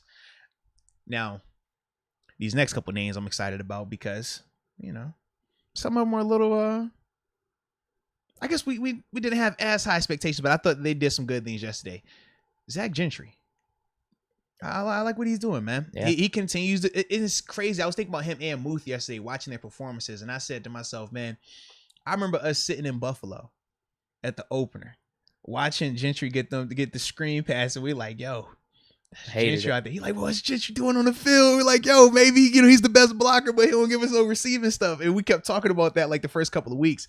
And now he has developed, like, he's a legit target. Like, Ben throws him the rock. Yeah, if he could times become now. Spate, Yes. that's a really good career. No, seriously, absolutely, man. And I personally think he's more athletic than Spate. You're right. I do. You definitely are. Yeah. So I definitely was liking that. We already talked about Ray earlier. Terrell Edmonds, though. Oh, yeah. Underrated. Edmonds, Always underrated, man. Listen, we talk about ball skills and all this other stuff. This is a The Palomalu dude kind of continues- catch. I'm about to say, bro. Shout out It's to close. shout out to Andrews getting that foot on him, man. That was janky, but I'm glad he caught it. First off, I'm glad that he sold Announcers didn't think he caught it. They were like, "Oh Yeah. man, why is they keeping this going? I don't think it he looked bobbled crazy, this." bro. It looked crazy. It looked Clean. crazy, but it worked, man. It worked. But no, man, I thought that he continues to show that, man, he's getting better every week, right? We talk about coverage with him because we know he can tackle. We get that. But it's always coverage. Can he cover? Can he get the turnovers? And I just thought that yesterday, man, he showed once again that, man, this dude is a good player, a guy that we should be trying to keep. I know a lot of people want to get him up out of here, but I'm like, nah. No way. He is a good He's player. one of our key guys. We Seriously, gotta resign. man. Absolutely. I don't want man. to be dealing with either drafting a safety because Yeah. then, you're not drafting an offensive lineman if you got to draft a safety. Exactly. I don't want to be dealing with all that. And if He it's works not, with Minka. yeah, and if it's not to that level, how does that impact Minka? Because we talked about this. Minka can't do certain things without Edmonds. Edmonds can't do certain things without Minka. And they both have to have a great trust and rapport. And we see it when you watch them on tape. It shows their trust, their communication with each other. When you just put anybody else back there, that changes it a little bit, though, man. 100%. Yeah, but then the last guy I wanted to bring up before we transition to talking about Mr. Kevin Colbert is the Wizard of Oz, bro. I know we mentioned him earlier. The dude, man, he continues to provide everything that we need, man. Whether you're talking about the kickoffs, obviously the field goal situations, gotta have it. Conditions, it doesn't matter. He ain't get spooked this time either with your boy being across from him, man. It was good to see, man. I definitely like that, bro. Yeah, he used the I last game definitely as like that. motivation, I guess. That's what it was. Well, I was even thinking we've been lucky with our history of kickers over these past 20 years, at least as long as I've been, paying attention. Jeff Reed, Sweesum. I mean, we've only really had, in terms of bad, that you would look back on is the Scobie dilemma. And then Boz's one bad year. Outside of that, we've had dudes that we could count on. And I think that means a lot. Not every team can do that. You've had good teams. We talked about the 05 season. Mm-hmm. The Colts, they had, one of the best teams in the league, easily, year in and year out at those times. But Mike Vanderjagt wasn't a kicker you could count on. And you see how that cost him. At least we've had dudes. Yeah. We've had dudes. I mean, Jeff Reed, Boswell, Sweesum, he was always accurate. He just couldn't kick over 50 yards. But I liked what he was doing when he was on the team. We've been blessed with kickers. As much as we discount them or view them as an afterthought, maybe that's why. Maybe because we've always had solid guys. Seriously, absolutely, man.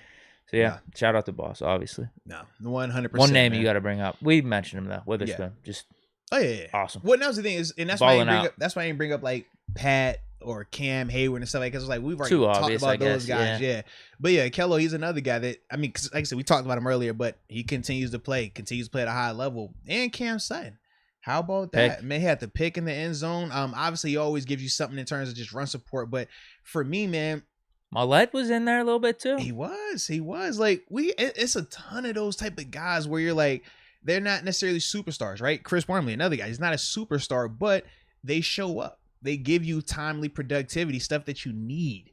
And that's what you're talking about. That's what this team is right now, man. Love to see it, bro. Love to see even it. Trey Norwood in the Browns game. I know it was kind of garbage time, but he got a pick. No, it was there. He's got a few on the year. Absolutely. So, Absolutely. All right. So now let's get to the news that broke over the weekend.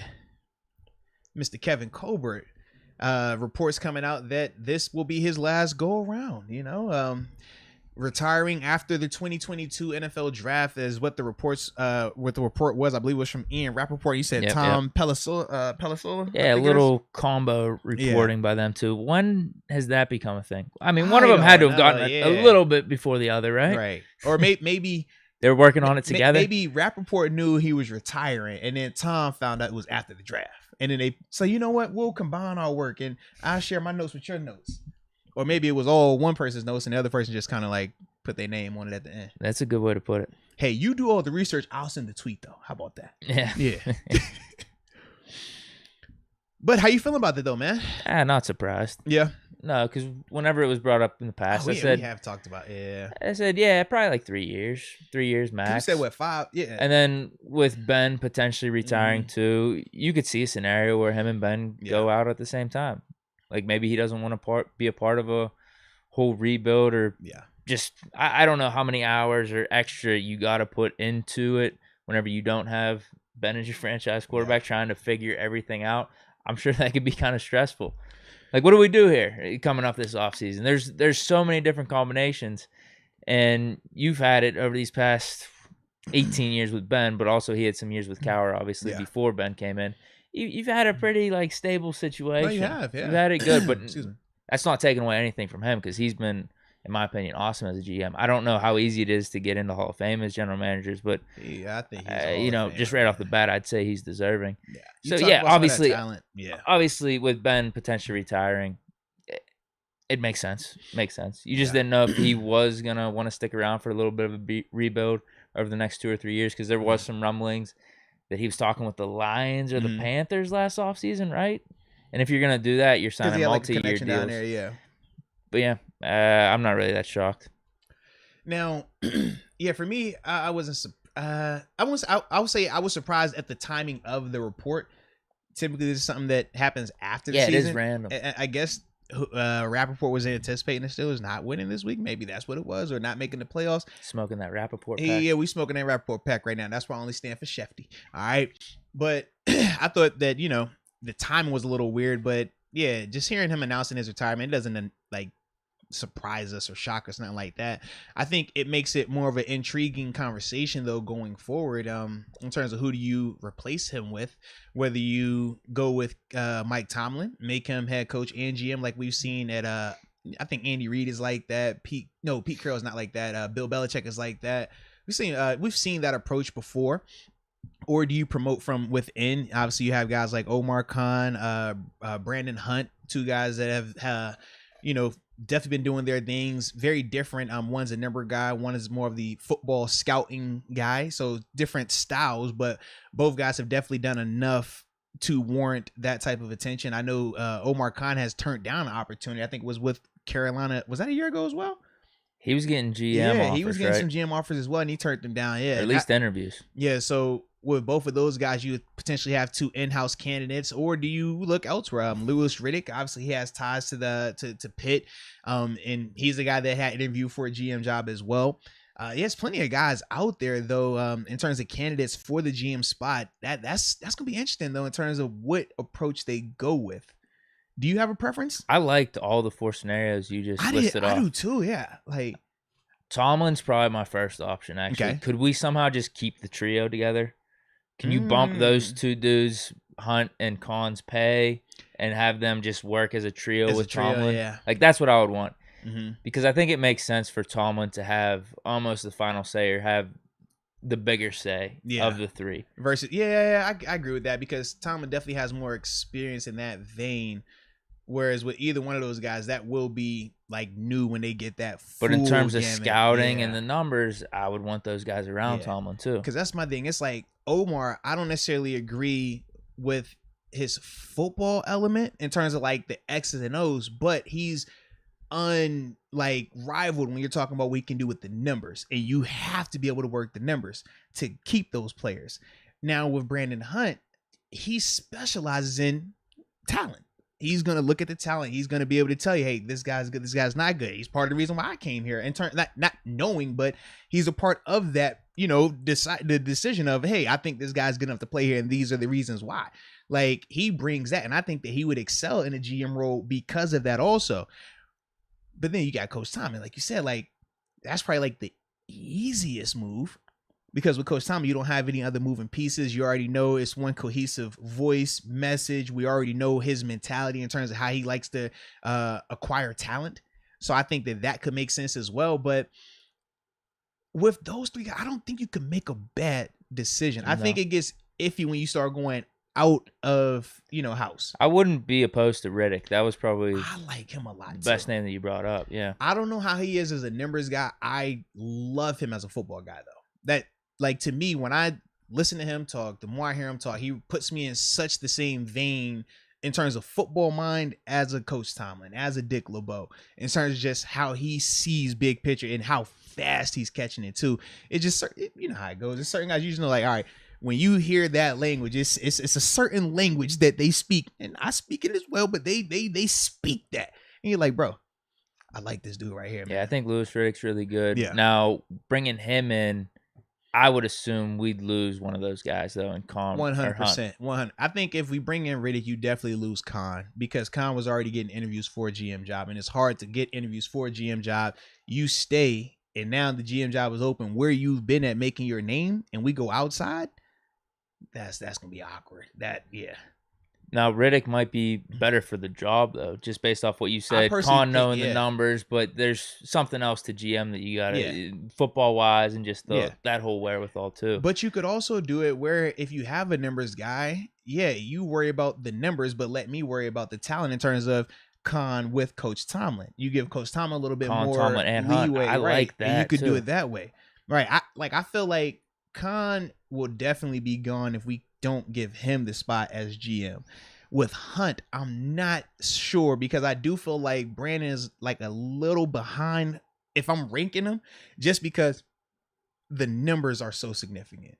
And I would, if I have to err on the side of a talent guy versus a numbers guy, I lean a little bit more numbers guy, because I feel like if I can find somebody to get the talent, I need you to make these numbers work. And we know how our cap situation has been typically in these offseasons. Now this year should be different, but typically we over here doing whatever we can to make something work. We like, bro, if I rub these two pennies together, eventually it's going to turn into $1.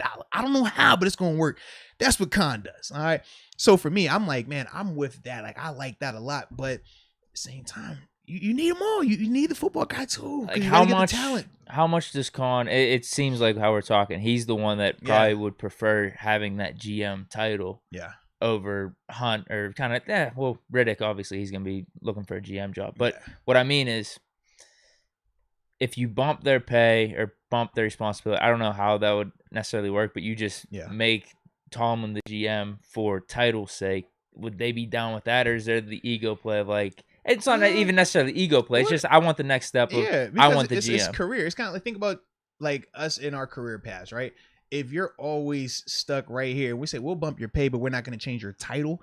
It's hard to get qualified when you're starting to talk about experience. So that agreement might work right now while you're in Pittsburgh and you're under Coach T, but when Coach T retires and they switch regimes, and now you're one of those guys and you want to get an opportunity to go be the GM for this team, they're going to say, what GM experience do you have? And you're like, always the numbers guy. Yeah, it's like, well, how's been the numbers guy? But it's like, well, we want a GM guy, and you haven't done that just yet. So that's the only part where it's like, it might get a little, iffy in terms of just how it all plays out.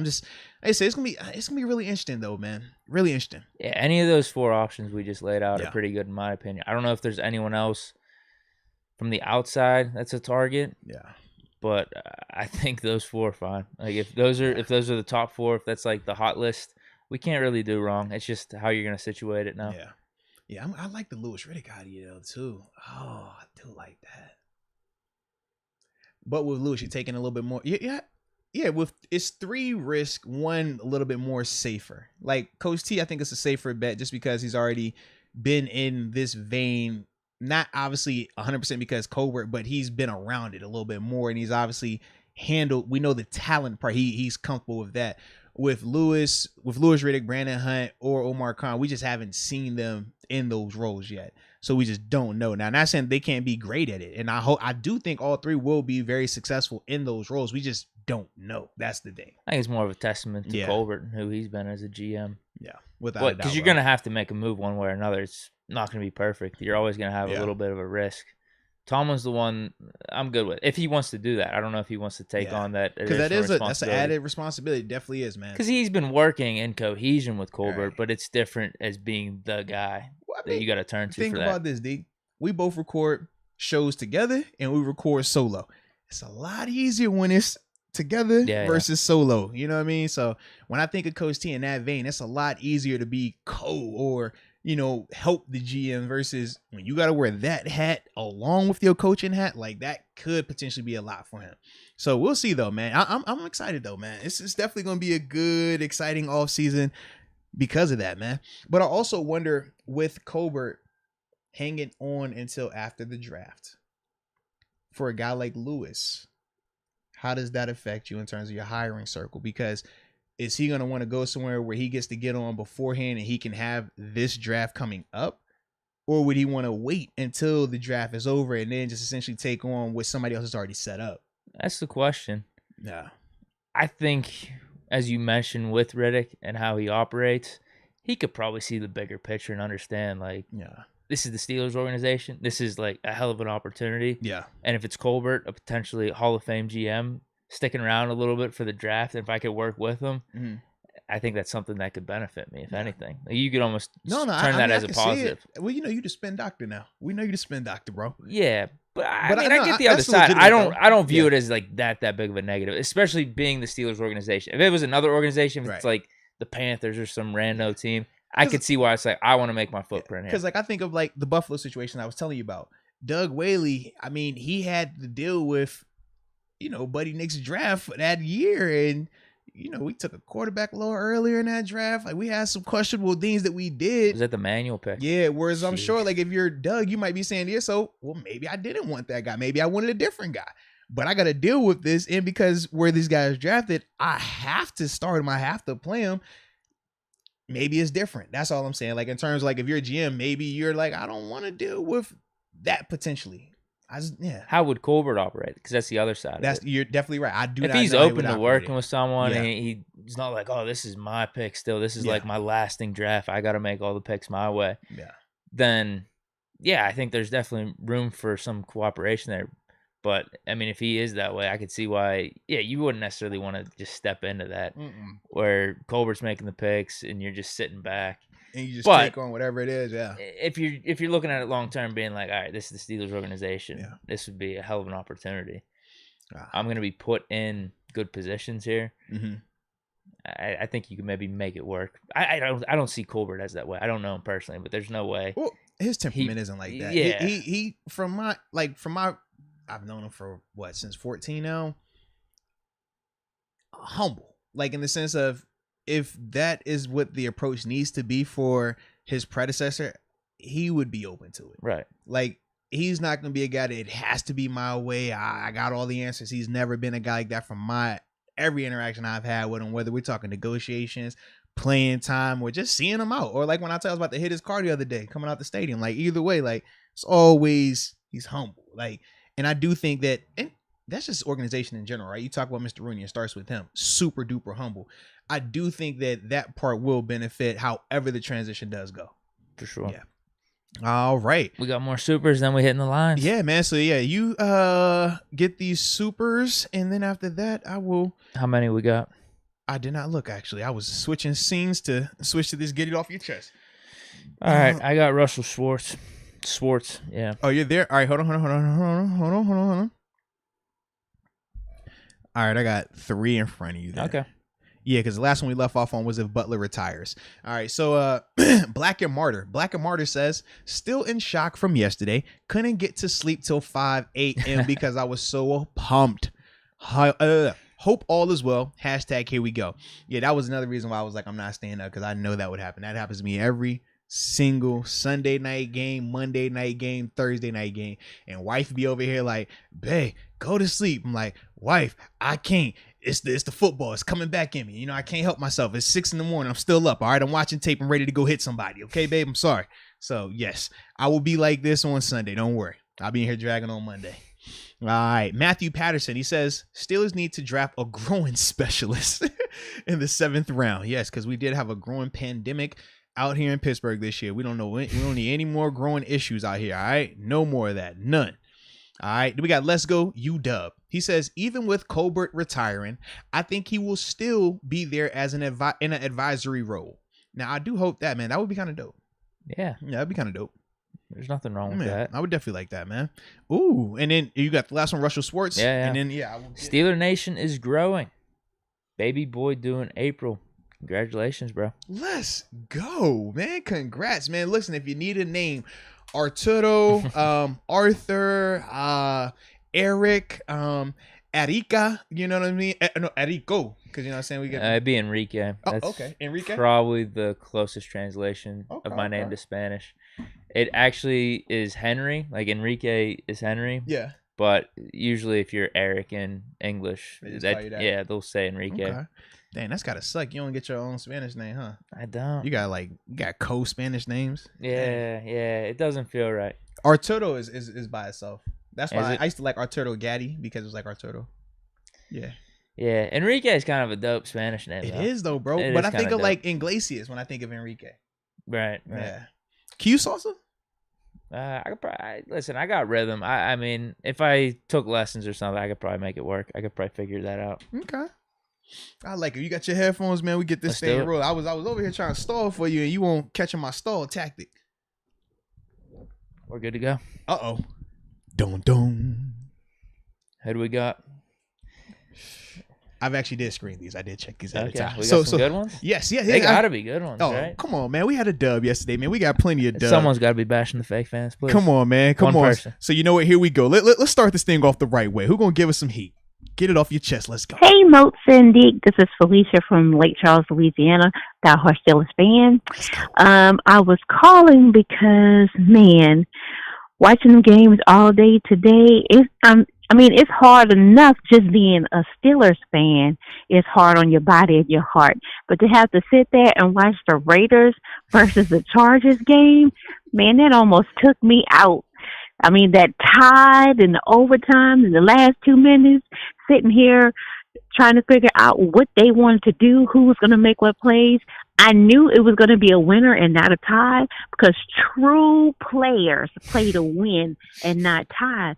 But, man, I mean, Lord Jesus, the Steelers better go in Kansas City and just do this because now they know how we feel as fans to sit there and have your heart beating, you can't breathe, your butt clenching the seat.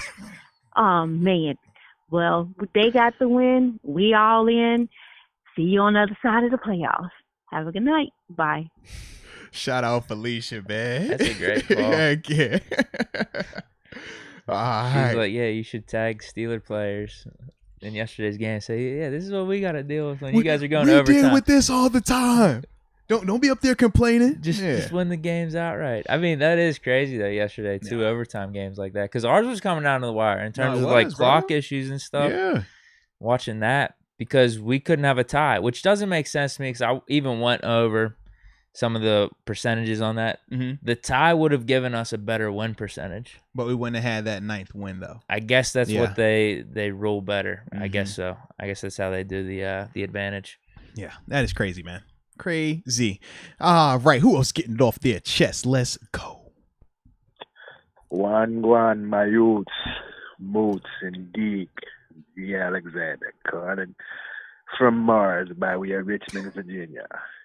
Shout a out to great Mars. game. I had to go to Mars so I can make sure to protect my TV because I just got it remounted from a couple of weeks ago and I ripped it off the wall. You know how hard it is to rip an 85-inch TV off the wall? Yeah, so we ain't going to talk about it. Man, that was a great game by Pittsburgh, a total game. I think they tried, the officials, that unnecessary roughness call to remove TJ from getting the record was a little bogus, but a great win. Things we still need to clean up. The run defense started giving it up in the second half, but overall, the team scrapped, the team played. I love it. It was a great game. And guess what? Look who's getting ready to go to the playoffs as long as that game doesn't end at a tie. The Pittsburgh Steelers. Yes, indeed. Yes, indeed. Guan. Now, I will say this. G. Alexander did call back once we did win. And he was extra hype as well. So big time salute. Nice. Big time salute. All righty. Here we go. Let's go. What it do, Moats and Deke? This is Wade Keith calling from Baltimore. Went to the game today, watched it live. Right before that interception in the end zone, I sang Renegade, had to make it happen. Everyone looked at me like I was weird singing Renegade in the Raven Stadium. But look what happened. That's why we sing Renegade in the fourth quarter. Gotta love it. TJ got snubbed. Everybody knows what it is.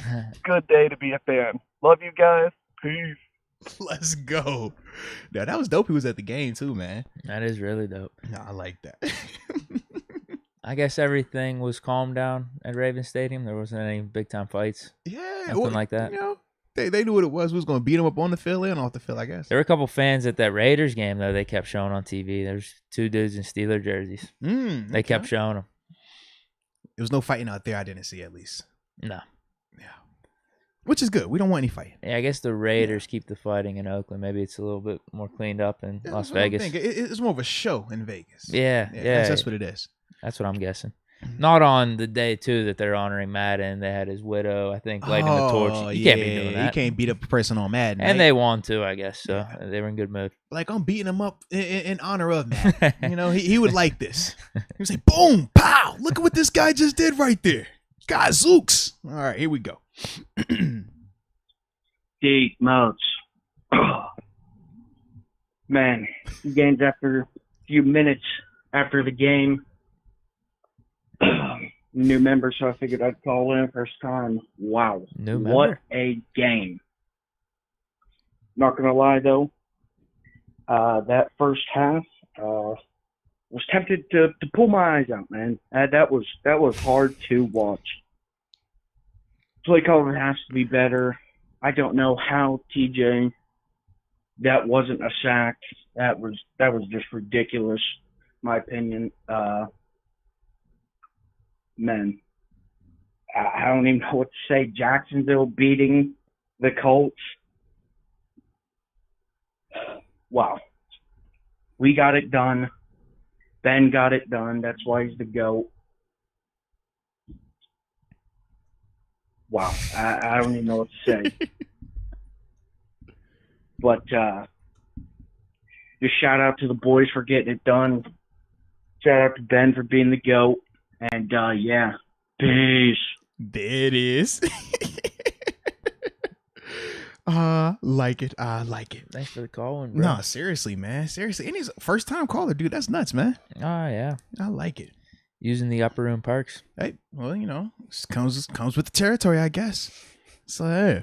All right. Let's see who else is getting it off their chest. Let's get it. Moats, Deke, Nick Y. 918. Damn, what a fitting way for Ben to go out. My God, my heart's going. That's a Baltimore game. That's every time I play Baltimore, that's about how it ends up. You know, that offensive line, they held together.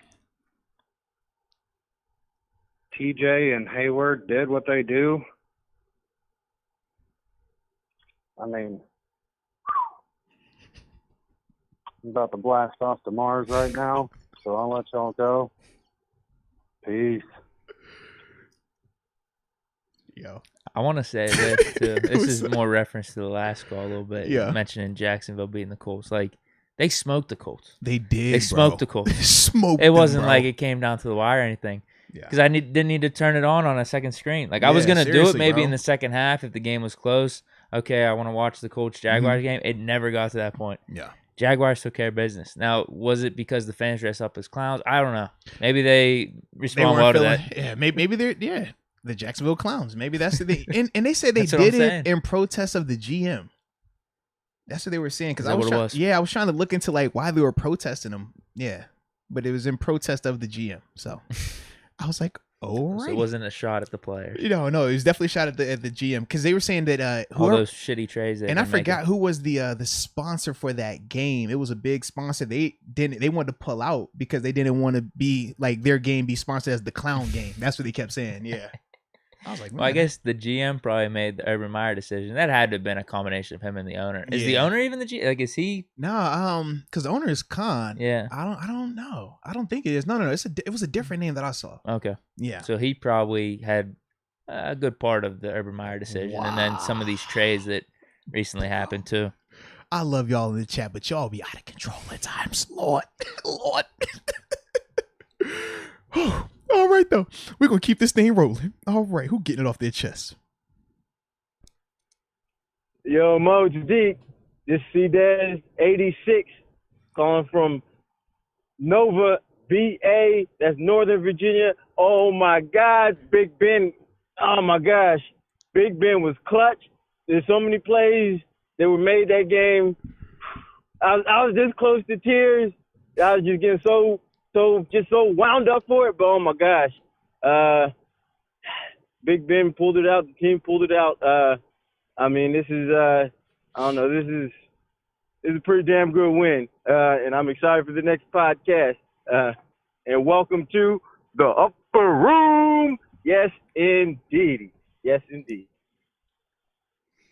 Dude was amped. Nah, he was, bro. He definitely was. I was wondering for a second. I was like, yo, are you gonna drop us with the? I don't want Mars right now, guys. I ain't know. But he was hyped up. I like that, man. Got to keep the energy. Feels really good to be in the playoffs, too. It does, bro. Trust me, you'd rather be in it than not in it, right? Chance people were talking about, like, we're here. You'd rather be in it than not in it, man. Everything that happened this season, the ups and downs, like, we're here. No question, man. No question. All right, this will be the last one we have, and then after that, man, we will go ahead and wrap it up because we back out here, later this week because we got, man, it's playoff week, baby. We still got action. It's playoff week, Deke. Yes, sir. All right, here we go. Last one right here. Who we got? Who we have? Hey, Deke, Moats. This is Brent Fox calling again from Dallas, Texas. What a nail biter. I am very, very happy that we've actually won. I'm kind of speechless right now. There is a whole lot of optimism about an improbable run. Can't wait to hear what Deke has to say about that. All right, guys. Until next time. Peace.